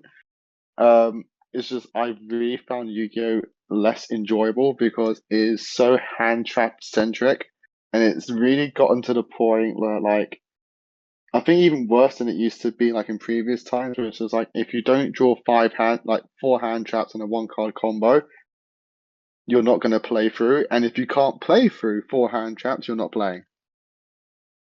And I really dislike those kind of formats, and I feel like when the format is also very engine reliant, especially with things like the Brave engine and DPE engine, it's just like great, if you're not playing that and the ability to play so many hand traps, you're not going to do very well. And if you can't base against them, you're also not going to do very well. That's just my personal experience lately. And I don't know if any of you kind of like agree, if not all of it, at least some of it. Then it's like, yeah, that's just my take on the current format of the game. Yeah, to be honest, like I partially agree with you there, Joe. I'm quite enjoying the format until I sit down next to someone that's playing either Scythe or Brave or 75% of people. So much so that I'm starting to look into Edison format just because I want something refreshing, something fair, something a bit more creative. But yeah, I'm spending more time playing World of Warcraft again than I am playing Yu-Gi-Oh. Yeah, agreed. I feel the format's like slightly stale in the sense that it's like, okay, cool. At the high competitive levels, you're going to see some form of Brave. I mean, the fact that people are even doing Brave branded or like to me, I don't get that, because I don't see. I mean, I did try it, and obviously me and Kyron did put one together, but it's kind of like what is it actually? You lose your biggest component. Like you're basically betting on opening up branded fusion. I get it because it gives you more stuff to discard. It gives you more stuff to set up. But I mean, it's an interesting format at the moment. Like it'll be interesting to see where the branded bit takes it, whether it shifts it a little bit or it just goes from mix of everything to, a bunch of all of it. Mm. It's becoming very evident in like the Despia forums and Discord and the Facebook group that the Brave engine in Despia is actually not the best engine. Like, it's a good engine, don't get me wrong, but it's more likely to brick. It's got a lot more bricks, and it's a very argumentative subject right now. But I believe I would say 60 to 70% of people are leaning towards not playing the Brave Engine in this deck. Yeah, I mean, again, it's like a £300 investment as well. So it's more so that if you've got it, I think people are just trying to make sure they're constantly using it. But I feel a ban list is needed to shake it up. A ban list is needed to go, right, okay, we're going to minimize the level of floodgates without killing it. And what I mean by that is you can't just have a format where everyone runs wild. You do need to have the odd control decks in there that kind of bring it back down to normality. So it will be very interesting to kind of see where it goes. And like I said, the time that we're recording this is the first week the brand has been out. So it'll be interesting to see how that develops over the next few weeks. Keeping in mind that I don't expect us to get a ban list until June, which will be once D-Force has kind of settled in a little bit and kind of go from there. 2 for Iso Wiggins. So the first one is probably more relevant for me. Well, actually, no, the first one is probably for everyone, and then the second one is more relevant to Joe. But sadly, I'm now recording this after the fact. Anyway, it starts off with, what is your favourite deck of the current format? Right now, I quite enjoy the branded deck because it's still in its testing phase. So it's still in the phase where, you know, you can play the Adventurer, you can play Pure, you can play different kind of mixtures of it. So play it with Invoke, play it with Dolls. So for now, it's quite fun being able to experiment that big range. But I give it a week or two and I'll be bored of it because like everyone will be playing it the same way, and it will start getting like typecast to the way it needs to be done. The second one is, do you think the new DDD Pendulum card is worth including in a current build? Now, the issue is there's 3 DDD cards. I'm assuming that you're talking about the promo one that we've not had before, and by we I mean like America as well. So let me just find out what the effect is on the new one. I think it was literally just there. There it is. So I'm assuming you're talking about DDD Eulogy King Vice Requiem. So this is the one that we've never had before, and neither have America. Target any number. So Pendulum Effect is a scale 4. Target any number of Dark Contract cards you control, destroy them, and if you do, special summon this card from the Pendulum Zone. Then you can increase or reduce this card's level by the number of cards destroyed. Only use the effect once per turn. Its monster effect is you cannot special summon monsters except triple Ds. Well, it's DDD monsters. A DDD monster that was Fusion, Synchro, XYZ, or linked using this card as material gains the following effect. You can only use the preceding effect of triple D Eulogy King once per turn. Once per turn, you target one card on the field, shuffle one Dark Contract card from your field or graveyard into the deck. Now, and if you do destroy that target, then gain 1,000 life points. I think this is way past its prime. I feel that it's no longer relevant. And what I mean by that is with Griffin and the Deus Ex, it's not worth it. If you're talking about the other promo cards, Rage is 100% being worth played. And this is obviously, it's not a new card, but it's a card that is now European TCG legal.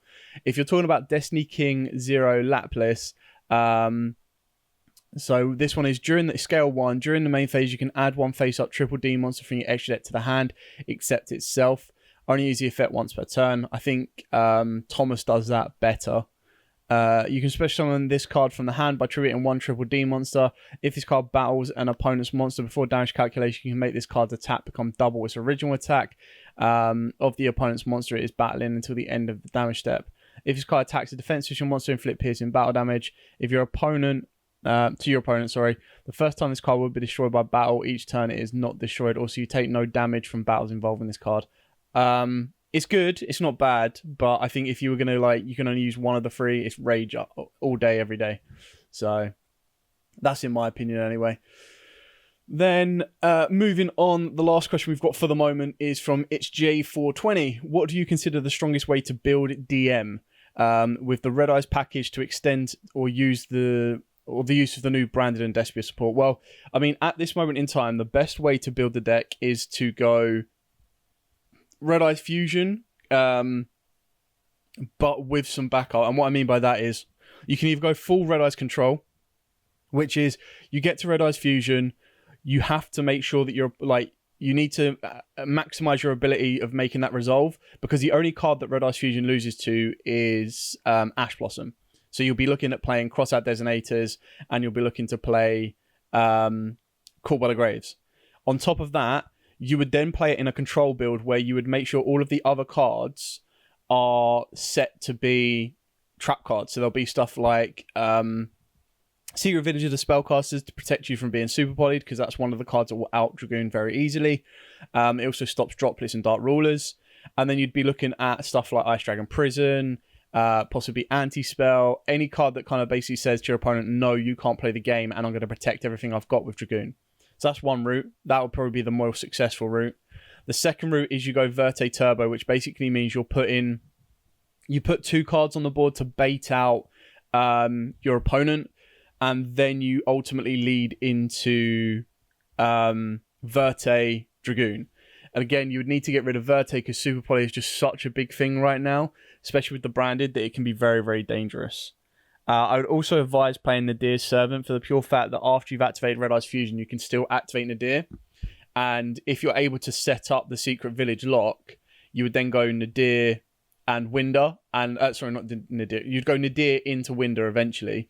But then your end board is basically Dragoon plus Winder, and like your opponent does not break that. I almost guarantee that if you get Secret Village, Winder, and Dragoon, your opponent doesn't break it. There's no way whatsoever they win that. So that's probably the best one right now. If Verte goes, then the Red Eyes Fusion Turbo route, so the first control build, is still very much viable. The second one is less so. That's probably where you start swapping in the branded package. And what you start doing is you start using the branded package to get you into Dark Magician the Dragon Knight, and then you use Dark Magician the Dragon Knight as just hard fusion material with a dragon to make Dragoon, and then you've got Eternal Soul to bring back the Dragon Knight from the graveyard. So then your end board kind of goes, you can still add the Winder lock in if you want to, because Despiers and branded work really, really well together. But your end board then becomes Dark Magician the Dragon Knight plus Dragoon, and then you can throw in a Winder there every now and then. So you've got a lot to play around with at the moment, and it's all really based on the ban list. So for now, I would utilize Verte while you can, because I highly expect, like, we know Dragoon's not going to get banned on the next list because they've just confirmed it's a reprinted in a tin. So it'd be very foolish of them to ban a card they're planning to reprint or they're already reprinting in a tin. So yeah, that. Anyway, hope that has answered all of your questions. If anything more comes in, I will be more than happy to answer them. Other than that, thank you so much to everyone that has listened, that has watched. Well, not that there's much to watch. As you watch on YouTube, it's more so a listening game. But I hope you've enjoyed this. I hope this keeps you entertained on your morning commute, on your general day-to-day working lives, and hope we have been able to provide as much information as possible for the upcoming sets of Yu-Gi-Oh! For the month of May. So from myself, Carl, and Joe, say goodbye, guys. Goodbye, everyone. See you later. We have been During the End Phase podcast, and we will see you on the next one.